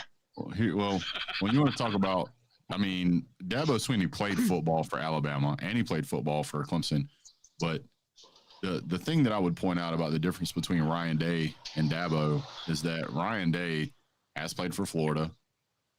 He has coached quite a few different places, but I mean, he was offensive coordinator prior, and he's been a quarterback at the pro level. I mean, the guy's got all kind of influence and all kind of experience, and if you compare his resumes together, Ryan Day as a head coach is 45-6, and Dabo Swinney is 161-39.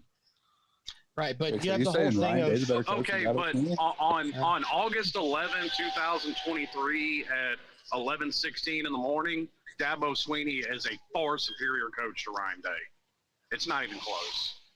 Yeah, the difference is Day has no natties, so.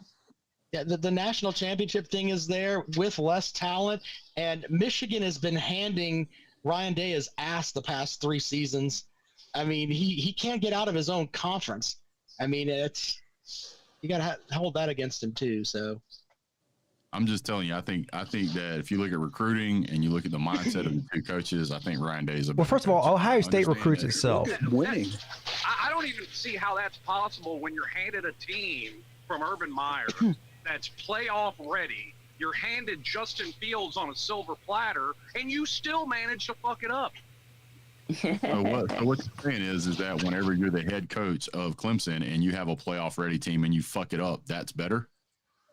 Well, he's the reason they have a playoff ready team. Exactly. Well, When we were you're just the talking head about coach, Clemson when doesn't you're- have the top 10 recruiting classes.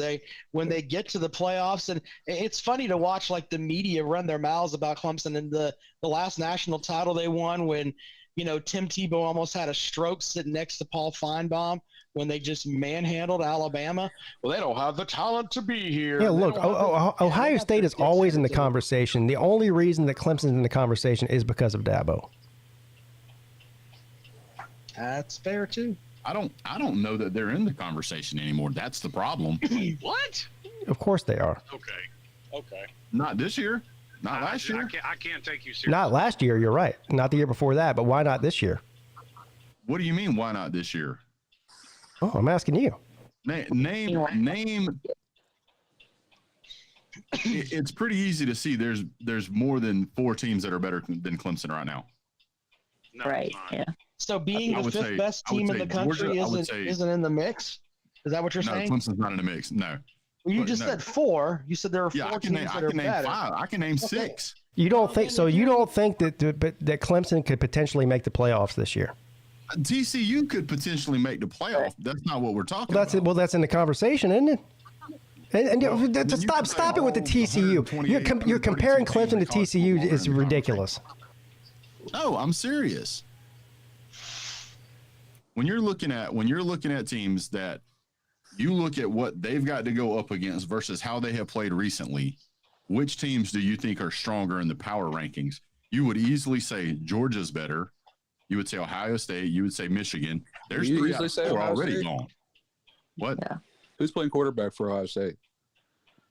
Kyle Is Moore. it Alar? I don't know. The difference State. is when TCU makes the playoffs, it's a big deal. When Clemson doesn't make the playoffs, it's a big deal. No. Yeah.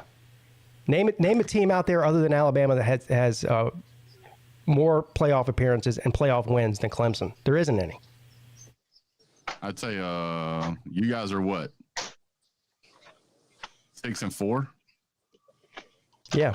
So you're roughly 50% in your bowl appearances. Yeah, because they're there so often. What's better, 6 and 4 or 1 and 1? 6 and 4. Yeah. What is Ryan Day in the playoffs? 1 and 3, something like that. Yeah.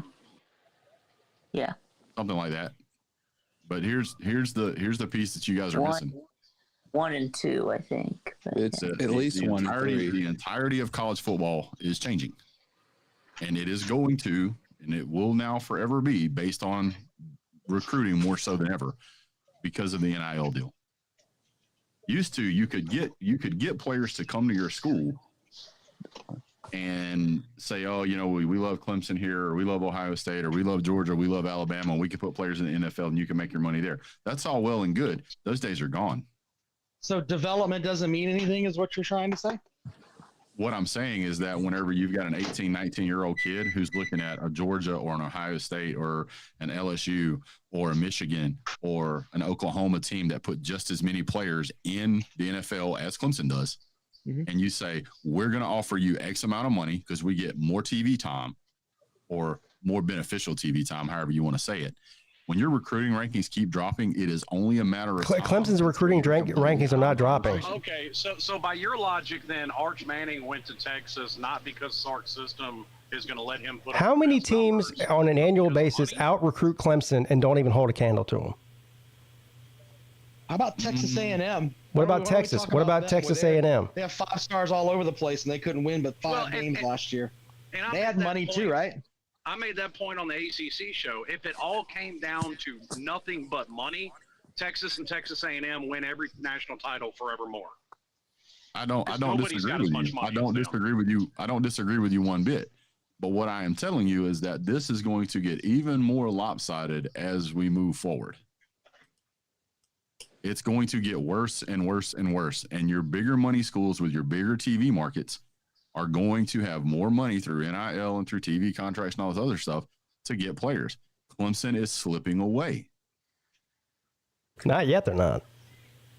I'm not. I do tend to agree with you that if things stay the way that they are right now, or in the way that they're trending, that 5-10 years down the road, that could be a problem. But that's not happening in 2023. It's certainly not happening in 2024. They're still recruiting 5 stars at quarterback every year. They're still recruiting 5-star defensive linemen and linebackers every year, which is the most important positions, I believe. So I feel like I agree with you halfway, but not right now.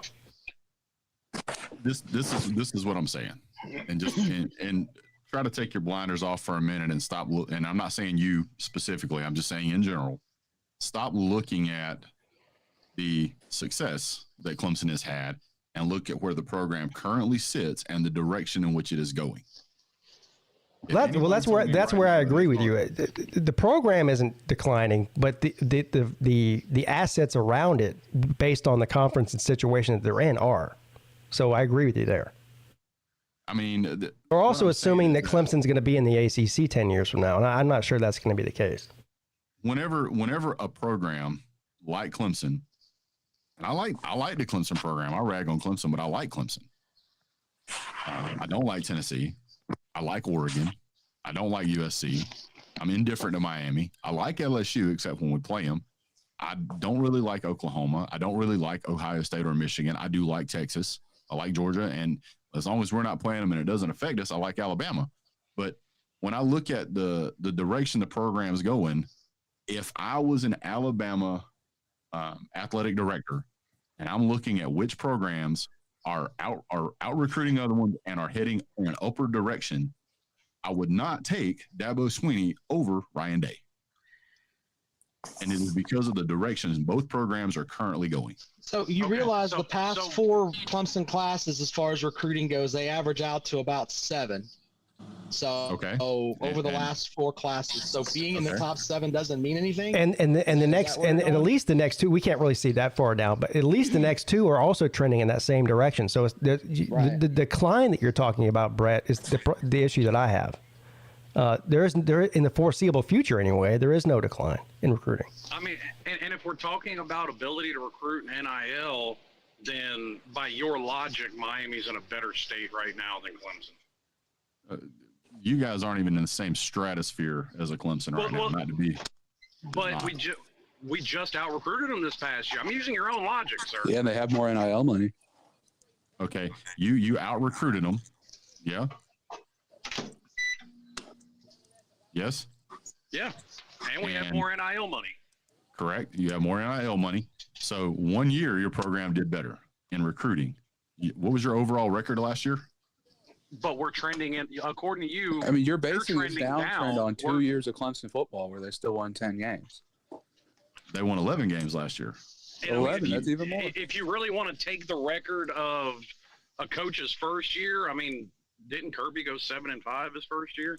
8-5. He did. But what was Nick Saban's first year? Okay, I digress. Well, no, that's exactly my point. Is it's kind of foolish trying to use their first year record. But the only metric that you're using, Brett, is whoever recruits the best. And I'm not saying recruiting doesn't matter. Clearly it does. But going back to what Rob said, development matters too. And Clemson has a track record of development. Okay. They've been out-recruited by 8 of the 10 teams, let's say the top 10. 8 teams ahead of them, but they've succeeded more with less over the past. We're not talking about a 1 or 2 year sample size here. We're talking about over a long period of time. They've succeeded more than those guys that have out-recruited them. So why is that changing? Let me ask you a question to maybe make it a little more understandable for everybody. Would you currently say that Alabama is on an uphill climb, even though they're out-recruiting Georgia? The only reason I would say that is because Nick Saban is old as Jesus. That's really the only, and his days are numbered. If he were 50 years old, exactly, it'd be a different story. Exactly. So even though Alabama is technically out recruiting Georgia, Georgia is still on the way up and Alabama is on the way down. That is the same thing with Ohio State, except Ohio State is out recruiting Clemson. But they always have out recruited Clemson. What more has Ohio State done than Clemson in the past? They haven't, and they've always out recruited Clemson. We're not talking about 30 years back. We're not talking about a huge data set because that throws off the whole point of the conversation. I'm not even talking about 30 years. I'm talking about the last 5. What is Ohio State done? I'm talking about currently. I'm talking about the last 2 or 3 years. That's what I'm talking about. Last 2 or 3 years, what has Ohio State done? They've made the playoffs. They've been to the playoff. Yeah, they've been to the playoff. And so is Clemson the last 3 years. Not last year. You said the last 3. Yeah, the last 2 or 3, but yeah. I mean, congrats to Who's been to more playoff games in the past 2? Who's been to more playoff games the last 3 years? Ohio State. Okay. Ohio State. So that would seem to indicate that if you are out recruiting whatever other team you want to talk about, and you're going to the playoff, and they're not, that team is on an upward climb, and the other one is not. All right, so if we're using the past 3 years, which is just a number you threw out there, Clemson and Ohio State have played each other twice. They're 1-1 against each other in the playoffs. Okay, what's your point there? And Ohio State has been out recruiting Clemson in that 3-year period by a giant clip. 3 years ago, right? Yeah. So you're doing less with more talent. Is that what you're saying? Yes. Yeah. No. Well, they used to be doing less with more with less. But.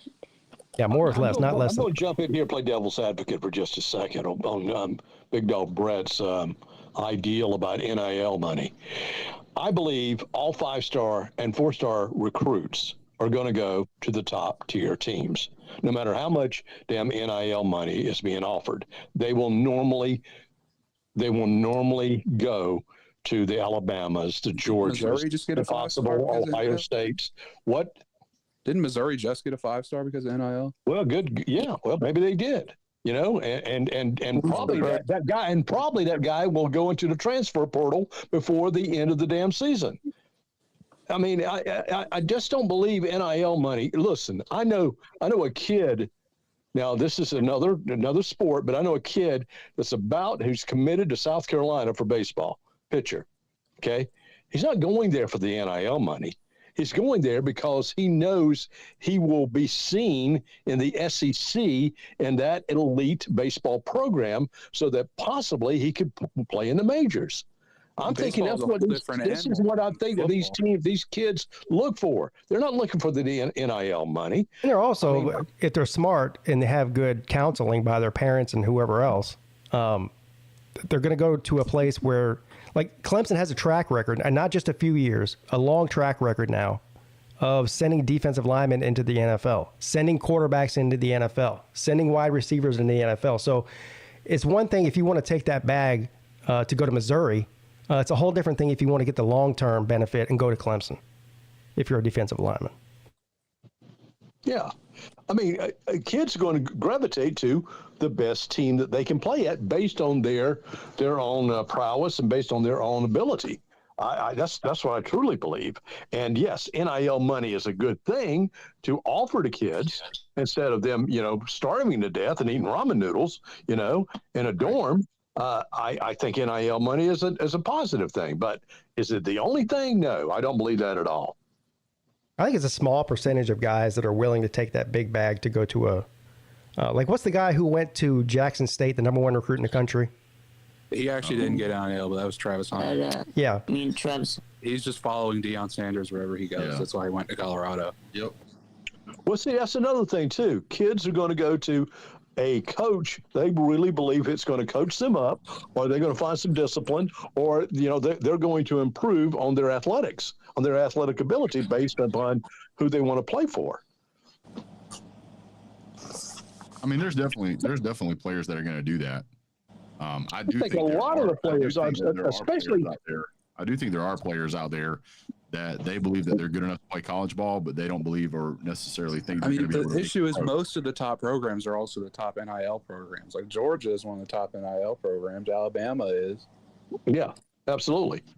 Well, not only are those programs some of the top NIL programs, those are also the programs that spend the most money on recruiting every year, like out of the actual school budget. Well, the more you win, the more you're going to spend money on winning. That's the way I look at it. I agree. Well, by the way, I called to kind of change subjects here just for a second. Has anybody seen the Netflix series about Johnny Manziel? I did see that. I have not. I'm going to watch it this week. Think high of Johnny I'm going to watch it this weekend, though. Was it good? Yeah, I haven't seen it yet either. That's why I'm asking, because I do want to watch really it. Good, but it's really good. But there were points where you're supposed to feel bad for Johnny Manziel, and I just did not feel bad for him at all. No, why would you? I mean, when the guy never showed up on his first practice day with Cleveland, he doesn't even show up. Have you seen the clip on Twitter? They said, how much film does he watch? He admitted he never watched film in the NFL.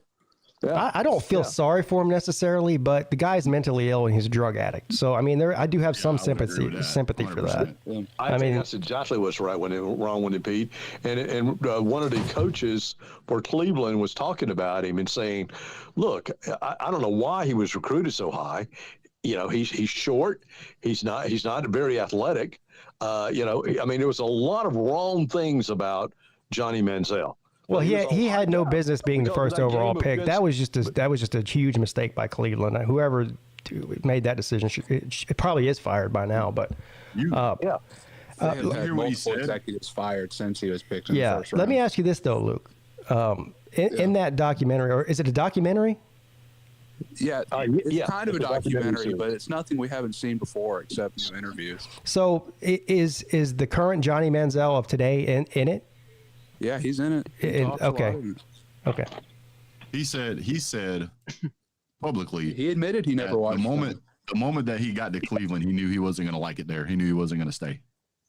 I think most people feel that way when they go to Cleveland, though. So I didn't feel bad about You should have known that the moment they said Cleveland, not the moment you got there.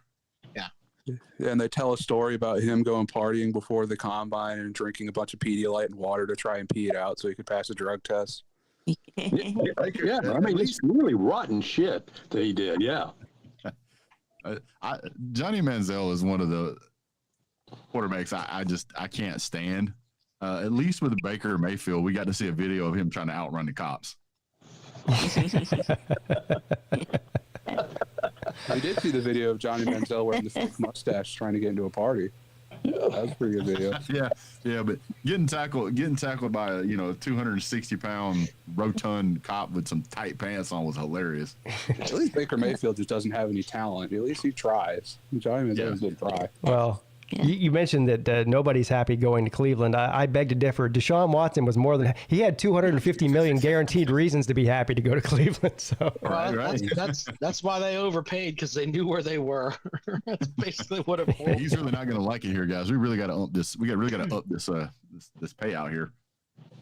Deshaun likes some massage parlors in Cleveland too. Yeah. Hey, I want to change subjects here real quick. What is you guys' take on the impact that the 12-team playoff is going to have on division championship games? Are they going to mean less? Are they going to mean more? Is it beneficial not to have them? What do you guys think?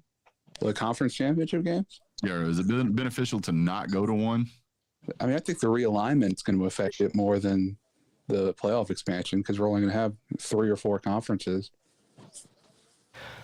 Yeah, that's an because you're basically just playing for a bye in the playoff for the conference championship. Yeah. If you roll through and you're 12-0, let's say that you're, I don't know, Alabama, Georgia, whatever, you're 12-0, you know that you're going to be between 1 and 4, and you're going to have the the home field advantage. Well, that's the thing. You don't know if you're going to be between 1 and 4 if you don't win your conference. Well, you kind of have, and you lose that conference championship game, and that's it. I think that if you're have in to the be a SEC, conference champion, you get one of the buys. That's part of the format. Yeah. Still, I don't know, man. Yeah, and I don't know why you may get be up true, for but that. that's kind of not what I'm talking about. What I'm talking about is, let's say that in your division, let's say that you're Clemson and you're playing Georgia Tech. We'll just make the argument. I know that'll never matter, but let's say both teams are undefeated. Clemson loses to Georgia Tech, doesn't end up going to the ACC championship game, right? And so Georgia Tech loses its game, or wins this game, and it goes on. The other team at that point, because they lost to Georgia Tech, has 2 losses. But Clemson, who never played in the ACC championship game, is only sitting there on 1 loss. That would then bump them, in my opinion, probably bump them into a playoff position. And if it was in contention with the team who just lost to the ACC champion, you see how this screws things up? I think it messes more with the regular season than it does the postseason. So Yeah, I have 2 one-loss teams would be tied. We'd have to break. So why not just like make the conference championship games part of the playoffs? I mean, they kind of are. Well, yes, They're they just kind playing of for are, a bye. but officially they're not. You get eliminated if you lose your conference championship. Right, but that's what I'm saying. That's the problem, because then it's beneficial to not play in the championship game. It's beneficial if you only have 1 loss during the regular season. I mean, that's already a thing now, isn't it? No. Yeah. Ohio State is you Big Ten championship and they made playoffs. You can lose your conference championship or not even make your conference championship and still get in currently. I mean, it's Ohio State's done it multiple times. They didn't play in the Big Ten championship. Georgia did it against Alabama a couple of years ago. We lost. And Alabama did it, and then Alabama did it a few years prior to that. But what I'm saying is that it's going to be much more prevalent, because now you're not fighting for the top 4 spots; you're fighting for the top 12. So you got 4. I don't even think we have 4 power. We don't even have 4 good conferences anymore. We have basically 2, 2.5 maybe. But they got to find new sponsors for bowl games. Well, it's 2 and then a portion of the ACC. I mean, you're going to see. Well, to answer Brett's question, I think it affects the end of the regular season more than it does the conference championship games. I find it hard to believe that anybody who plays in a conference championship game is not going to give it their all. They want that conference championship, despite what happens in the playoffs. The issue is what we're seeing with bowl games now, with players sitting out because it's not important. You may see teams rest players at the end of the regular season if they know they're not going to get one of those buys or those top 4 spots. Does it really matter whether you're 7th or 6th or 5th in the seating? I mean, Probably it not. Matter who you play. I mean, that's true. But I think you're more likely to see the star players sit out of the last game of the regular season, preparing for the conference championship game. If you're ranked 5th, then you lose the last week of the regular season because you sat players out. You drop down to like 8th, and you have to play a higher seed. That makes your first game and your second game tougher. Yeah, but here's the thing. I mean, if you go back and you look at any year realistically, and you look at 5 through 12, they're all pretty close in talent level. I mean, granted, one team may be a little bit better, but I don't think it's so clean of a format that you can say, oh, well, last year ECU was a much better team than Clemson was. I think Clemson would have cleaned TCU's clock last year, but they were ranked higher. So I can't put a whole lot into that. I really think that when you go to this 12-team format, pretty much every year you're going to see a consistent mix of Georgia, Alabama, Clemson, Ohio State, Michigan, LSU, maybe a Tennessee, a Penn State. Is that not what we're doing now with the 14 playoff? I mean, what's that? Is that not what we're doing now with the 14 playoff? Well, no, not really. It is. Besides TCU, who else? Well, UCF won a national championship not too long ago. They weren't in the playoff. But they won a national championship. They won a fake national championship. How's it fake? Because they didn't play in the national championship game. They beat the team that won the national championship. Listen, it has to be real. They had a parade and everything. It was real. It was real. When did UCF beat a team that won the national championship? And UFOs came down and celebrated and part of it. Yeah. The on-campus police even had national championship decals put on their police cars. It's got to be real. That's right. It was real. Yeah. It had to be real. Yeah. Flat Earthers were there too. They enjoyed the hell out of it. I got a great one for you for the Flat Earthers out there. Somebody explain to me how Japan bombed Pearl Harbor if the Earth is flat. Don't even get me started, Brett. Don't make me explain this to you. Explain that one to me. Yeah, wouldn't they have to fly? Listen, I have a stepson who believes in flat Earth, doesn't believe man landed on the moon. And wait a minute. I don't believe we landed on the moon either. Yeah, I can get behind the fake moon landing thing. I don't, not the flat Earth deal though. Oh my God, you people, you people. Movie from the 60s. You think they could I was there, 1969 on the Banana Beach, Coconut River, watching the damn Saturn V Apollo 11 launch. Hey, let me ask you, Scott, you watched it, right? Scott, let me ask you a question. Scott, who filmed that? Let me ask you a question. Who is the person that was already on the moon that filmed the modular landing on it? I guess They don't film the modular land. No, they didn't film the modular. They filmed the landing as they were approaching. Okay, you're talking about the ascent. The ascent was done later in other, like Apollo 12 or Apollo 14. That's when they did the ascent, and you saw the camera of the ascent. I just want to know this. Whenever they landed on the moon, right? Right. Didn't they broadcast that radio live? They did. Yes. They did. What technology was available at that date and time that would allow for a satellite communication to be broadcast? It wasn't a satellite communication. It was almost like a ham radio type of communication. Didn't the president talk to the? Let me ask you this, Scott. How did the president? In fact, they had communication problems while they were landing on the moon. If you will look it up, you can listen to it. You can listen to the 20 minutes of descent on the moon and all the communication problems Scott, that they had. do you remember the video of the president talking to the astronauts while they were on the moon on a landline phone? Yes, they did, and they did have. How did that happen? People, how do you think you didn't think they would have? Listen, you don't think they would have communication to go to the moon and back? They would not have any sort of communication at all. Are you out of your mind? What is the maximum range of radio communication that they used in that day and time? I have no idea, Brett, but you can look it up and you can tell me all the technology you want. But they did have the technology to do just that. It's 50 miles. I guess the range was enough to send a signal from the moon. Look, let me tell you something, Brett. I don't know, they might have used amplitude modulation. Amplitude modulation goes on and on and on and on and on. It bounces and bounces and bounces, okay? But they did have communication. I hear this shit all the time. Oh, well, they didn't have the communication. Bullshit. Yes, they did. They did. Yes, they did. And look, if they faked this, okay, why would they do all the damn things that alarms going off, as the 1202 alarm going off when they were descending? That was a alarm that was saying the computer is overloaded. The computer's overloaded. They couldn't look at the readings. Then they had to turn it off. And then finally, Neil Armstrong took it because they came in too fast, came in manual because they were about to land into a damn crater. And they only had 10 damn seconds left in the descent of fuel.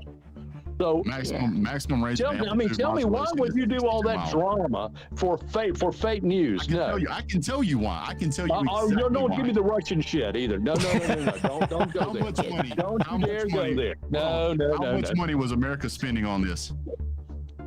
They were spending billions of dollars, but that was exactly. It was easier. It was easier to make a damn movie so everybody quit racing. Because you're not of my age.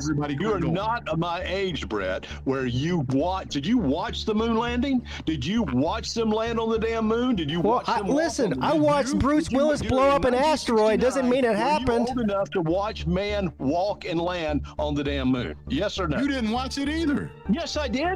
Bullshit. You watched the studio recording. Oh my God! You know what? You go and think that with your flat Earth friends, okay? I don't believe in flat Earth. Go have your Illuminati meeting and y'all talk about this bullshit. Answer me this question. It's bullshit. Hold on. It's nothing but bullshit. Let's talk about it. Answer me this question. I can go outside and have all of the light pollution from the Earth, and I can still see stars. I can see stars in the fucking daytime. But yet, the only pictures that you see of the moon landing, there are 0 stars in the background. Does that make any sense? You know what? There's an explanation for everything, but you have fed into that damn conspiracy. You know, no, maybe you fed into the conspiracy into it because you know what? It did happen. Bullshit. It did happen. We got there in the time that Kennedy said we would get there, which we got there late July of 1969. He said we would be there before the decade was over. Fine. I'll accept all of that. I want you to explain this two things to me. Number one, how in the hell did we have the kind of technology to land on the moon and then we get back and all of a sudden this is forgotten technology? That doesn't make any sense. Number two, because they got bored with it. That's why. And then funding dried up after we landed on the moon. Funding dried up because they got bored with it. Nobody was watching the Apollo 13. NASA still has all of the data on everything they have ever done except go to the moon. That doesn't make any sense. What? It was a bit there, done that. No reason to go back. Man, you have bought into. So you mean to tell me? Hold on, no. Hey, so you mean to tell me Kool-Aid all you want? No. Because you mean to tell me that land on the moon? They landed in the ocean. The astronauts landed in the ocean, and then they magically climbed out of this pod that they landed in, and they can walk around. Whenever the Russian astronauts who just went to space didn't do shit, go to space and come back for a couple of days, they had problems with bone density, they had problems with muscle structure, and those damn astronauts that we sent up there to the moon, who was gone for quite a while, come back and they just walk out of that thing. You might want to do your research because just maybe you got fooled. Hold on now. If Clemson plays Duke, things to take care of things like that, for God's sakes. I mean, back then, there wasn't enough room in that damn module to put a fucking Stairmaster in there. You have read. Listen, you drank the Kool-Aid, and there's nothing I can do about it. If you want to believe that, you believe it all you want, but that is bullshit. If Clemson plays Duke on the moon, who has home field advantage? If you don't believe in our country enough to figure out that we did come up with the technology to do just this, and I want to tell you something I did after the launching of the Saturn V. I went and visited Cape Kennedy the next day, watched the thing that sends out the damn Saturn V rocket slowly driving back to the big damn building where they were building the next Saturn V rocket. Let me tell you how so what? That was all props. That was all plywood. And bullshit? No.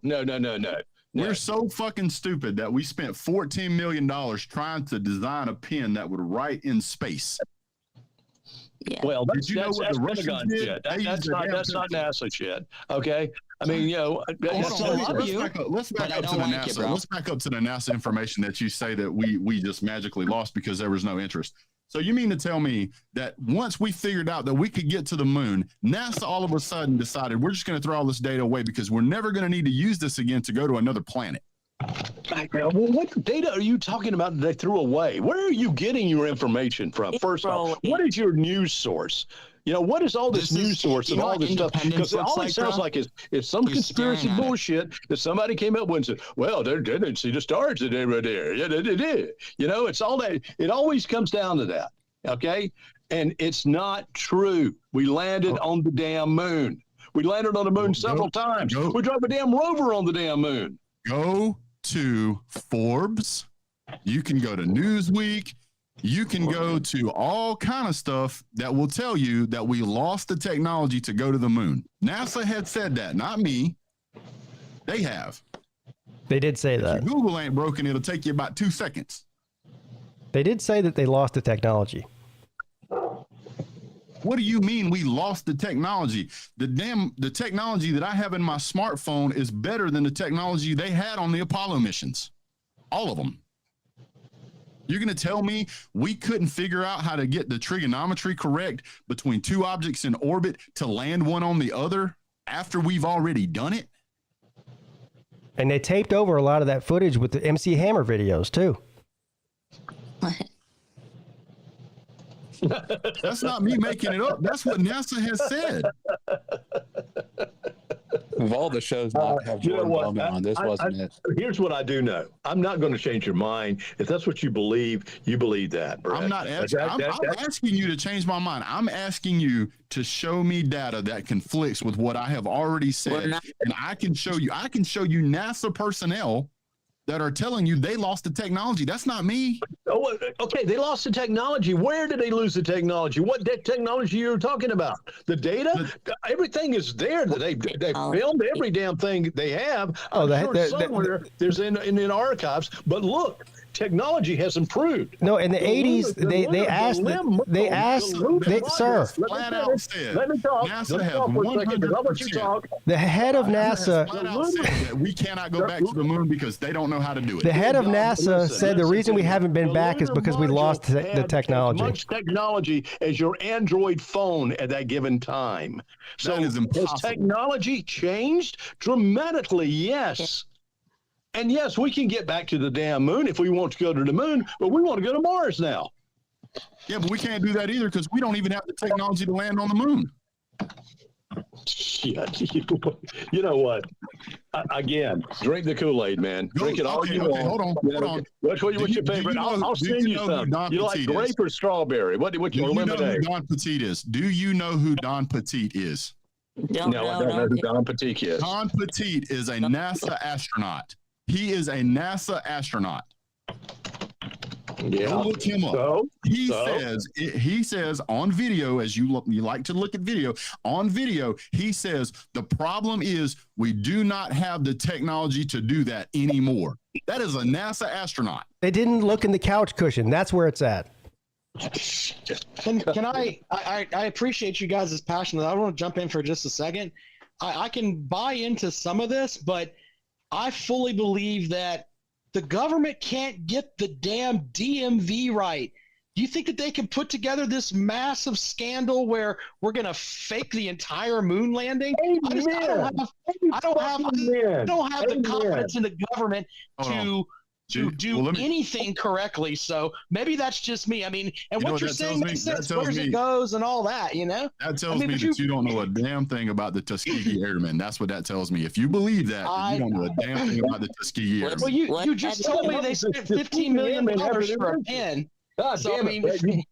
You change damn subjects like you change diapers, man. Come on. What is he brought up being able to trust the government. And I'm here to tell you, you can't trust the damn government. That's what that proves.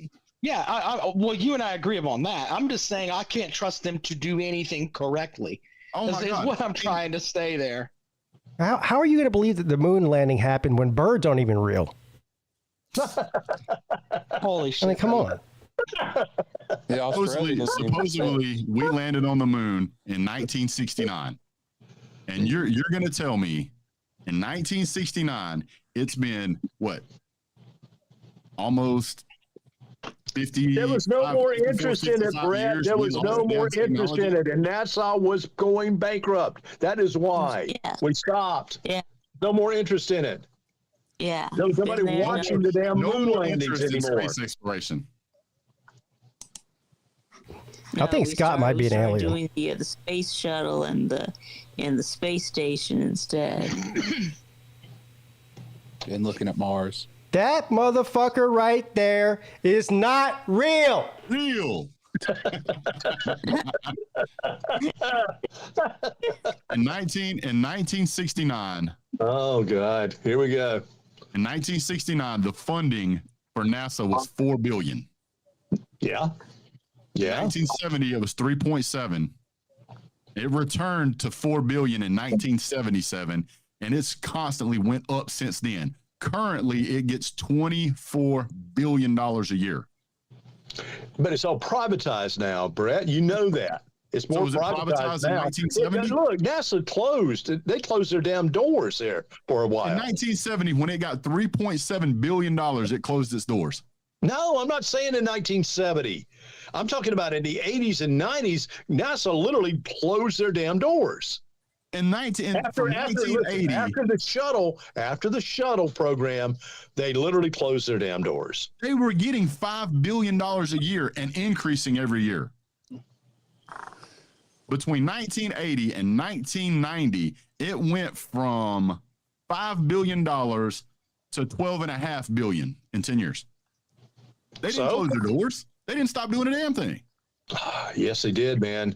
I mean, no, that's just what they told you. Look, no, the control. Listen, the whole NASA control room and where Kennedy, all of that was closed. I mean, they closed a lot of things in NASA, and then NASA became privatized, more or less. Is what happened. Yeah, became space. Here's what I will say. I am 100% open to you changing my mind. We can do a live show, and I'll present my data, and you present your data, and I'll come to it with an open mind. If you change my mind, I will 100% admit it, and I'm open to the opportunity if you are as well. Okay. All right. That sounds good. But every time that I present you with data, I'm going to give you an opportunity to debunk it. Okay. And I will let the comment section decide whether or not it's debunked or not. All right, Brett. Whatever. I know I'm on the right side. That's all I know. I know that for a fact. I have no doubt. that you truly and honestly believe that. The only serious problem that I have in giving, and several other millions of people that watched the damn landing and watched them walk on the moon. Again, I watched Bruce Willis blow up an asteroid. Doesn't mean it happened. Correct. Right. Yeah.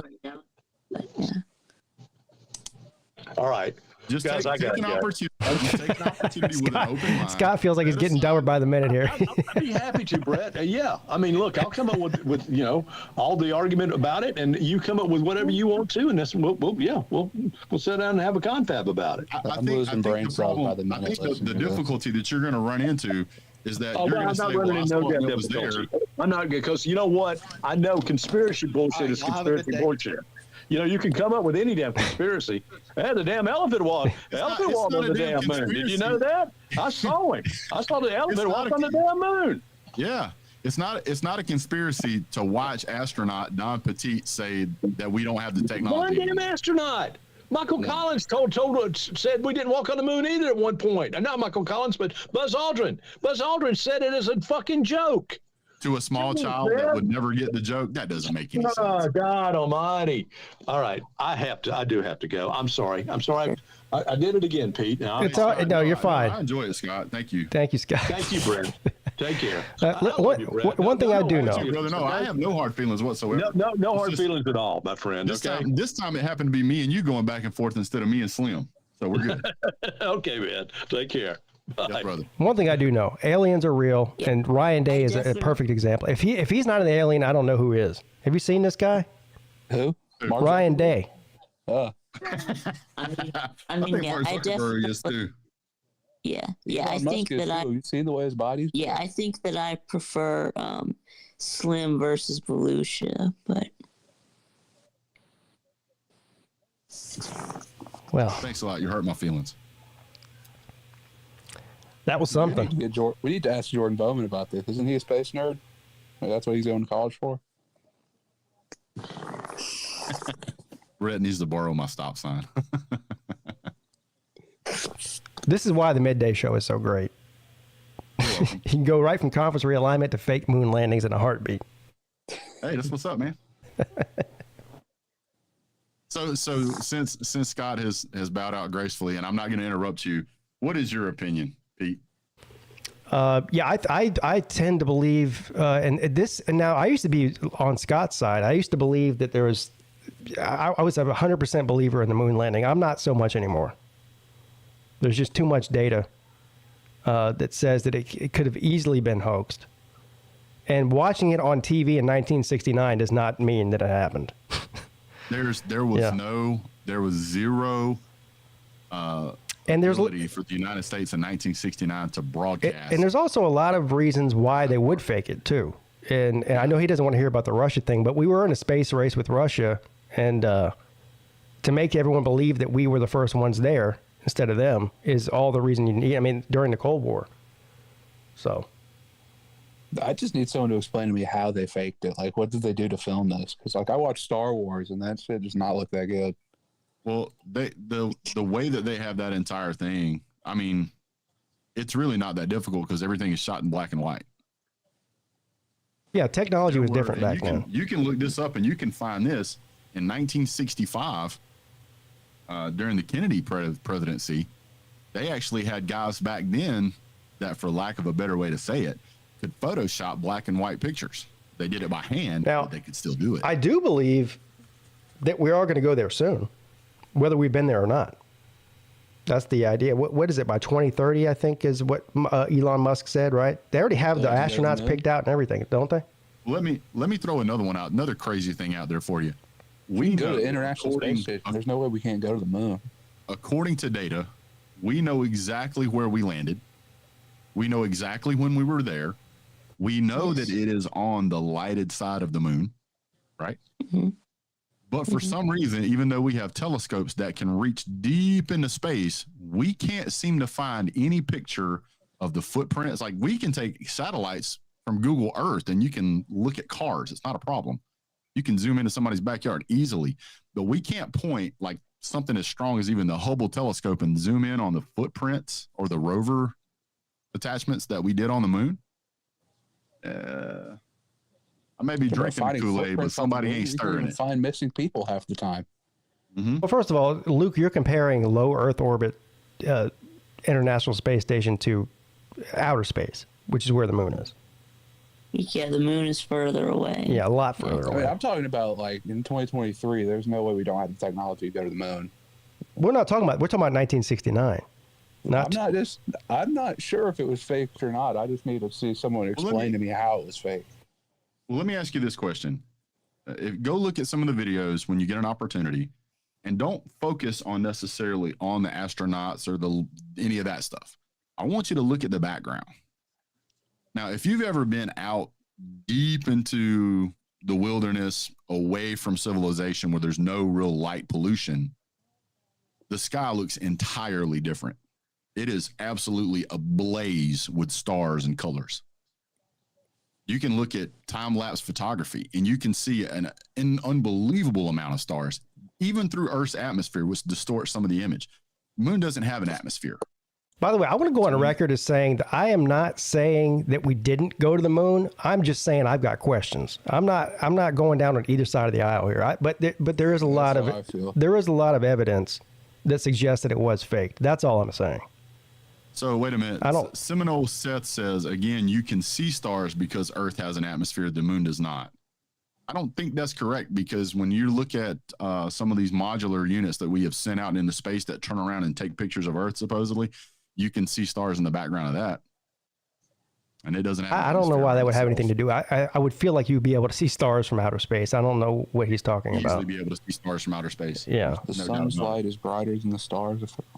What? Huh? I'm looking at an article that says the sun's light is brighter than the stars and effectively cancels them out on the daylight side of the moon. Then why can you see stars from the International Space Station, which is outside of Earth's atmosphere? I don't know. I'm looking at an article on Google. That doesn't compute. Yes. You even have like some pilots that go into the upper parts of the stratosphere, and they can see stars from the cockpit. Well, Elon Musk, if you're listening, which I'm pretty sure you're not, if you want to send me, I'll volunteer to go to the moon, and I'll bring back all the data. I'll tell you if I see stars. I'll tell you what everything looked like. I'll tell you if there's alien bases on the dark side of that thing. Whatever you want me to tell you, I'm volunteering. It, right? Yeah. I'll take my iPhone and take some really good pictures. So answer me this then. How is it that even with all of today's technology and standing on the shoulders of, we'll just say 40 plus years of advancement, that we have just recently figured out how to launch a rocket and then have it land upright like the lunar module did on the moon? Well, I'll agree with Brett here. I think it was in the 80s, whenever they asked the head of NASA why we haven't been back to the moon in so long. He did say that we lost the technology. Now, how do you lose the technology to the most important and significant human accomplishment in the history of human beings? They still have. How do you do that? The lunar module. They still have it. Yeah, something smells fishy. That's all I'm saying. Something ain't right. Also, you can look at the boots that supposedly Buzz Aldrin wore on the moon, and then look at the picture that they took of Buzz Aldrin walking on the moon, and the tread patterns don't match. Yeah. Well, they still have his astronaut suit. It is on display. The picture is on NASA's website. It's on display. On the moon. Oh my God. Do what now? This might just be a me thing, but I don't know who's dedicating their time to this conspiracy theory to look at the treads in the pictures versus the video. Well, because they specifically show pictures of the footprints on the moon, and they're a certain pattern, and then the spacesuit that he supposedly wore doesn't have those tread patterns on the bottom of the shoes. That's why.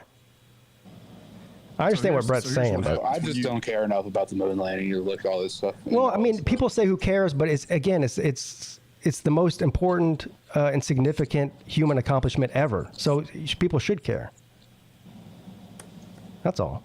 I don't care whether we did. I don't care whether we didn't. I just want to know if I'm being lied to. Well, you're definitely being lied to. You're being lied to by the government about a lot of stuff. Yeah, I was just saying whether we went there or not. Yeah, definitely being lied to anyway. We all know that. We can all agree on that. I think even Scott can agree to that.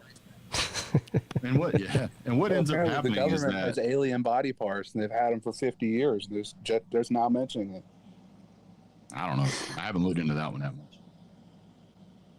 But what I will say is that somebody brought it up to me that they didn't know if the moon landing was real, and I was like, of course it's real.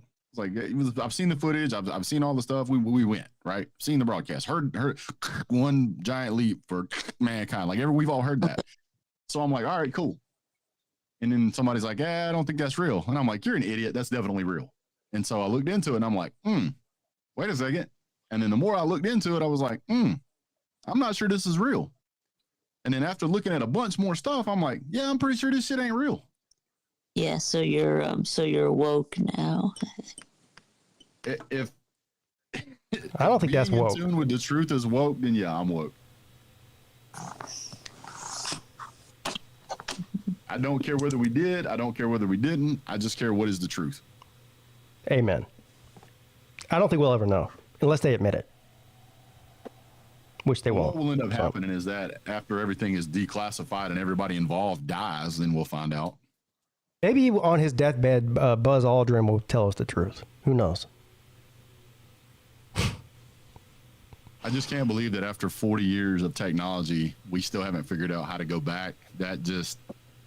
And to say that there's no interest in going, you would 100% have an interest in being able to land on the moon because it is a great. Well, the others now, more tinfoil hat. The other theory is that we have been, and the reason we haven't gone back is because of what we saw there. I mean, what if on his deathbed, Buzz Aldrin said, I went to the moon? People still wouldn't believe him, even if it was the truth. You know, maybe they saw something they don't want to go back. You know? Well, if there's something so scary on the moon that we didn't want to go back, I mean, wouldn't that be... Well, maybe they're scared to go back based on what they saw. Start, like, doing something to protect ourselves? Maybe they were told not to go back. Maybe. Yeah, at this point, with all the telescopes you mentioned, why do we really need to go to the moon? Look, I saw Transformers too. Don't go to the dark side of the moon. Maybe the lizard people told us don't come back, and we said okay, we won't. You know. So you get on your go-kart. Aldrin killed an alien and brought him back. Well, I could talk about the moon all day, but I unfortunately have to go. So. Yes, well, I just know that in the Doctor Who verse, the moon is a giant space dragon egg. But that's what it is. Yeah, it's like isn't it a spaceship? It's like the Death Star. It's a giant spaceship. Well, listen, I only got the one more moon thing. is actually the Death Star, and that's why we don't want to go back. Darth Vader told us to go home. Exactly. I got one more thing to say about it. Bye. All right. See you later, Brett. Oh, man. We covered it all day. We covered conference realignment. We covered space stations. We covered fake moon landings. We covered Florida vacation. We covered tolls and tickets in the state of Florida. Is there anything we didn't cover that you would like to say before you go, Vic? Nope. I think that's it. I guess I got my doing my show at my Friday show at 6. But I guess you're not going to fake the show, are you? You're going to really do it? No, I'm not gonna. I'm not gonna fake it. But I don't even know how to fake a stream. But that's a good point. Yeah. All right, everyone, go check out Vic at 6 p.m. Yeah. 6 p.m. on the VicTube show. Yeah. VicTube Productions. Yeah. All right. See you later, Vic. I missed you, Vic. Okay. Yeah, I missed you too. Thank you. Thank you. All right. See you later, buddy. Well, that was something. Thanks, everybody, for joining me today. I appreciate you. It's good to be back. And I hope you're happy that I am back. Back for the first time, as they say. All right, guys. I'll be back tonight, though, again at 10 p.m. for the live call-in show. That ought to be interesting. Lots of football news to talk about, so I hope to see you all there. Have a great Friday.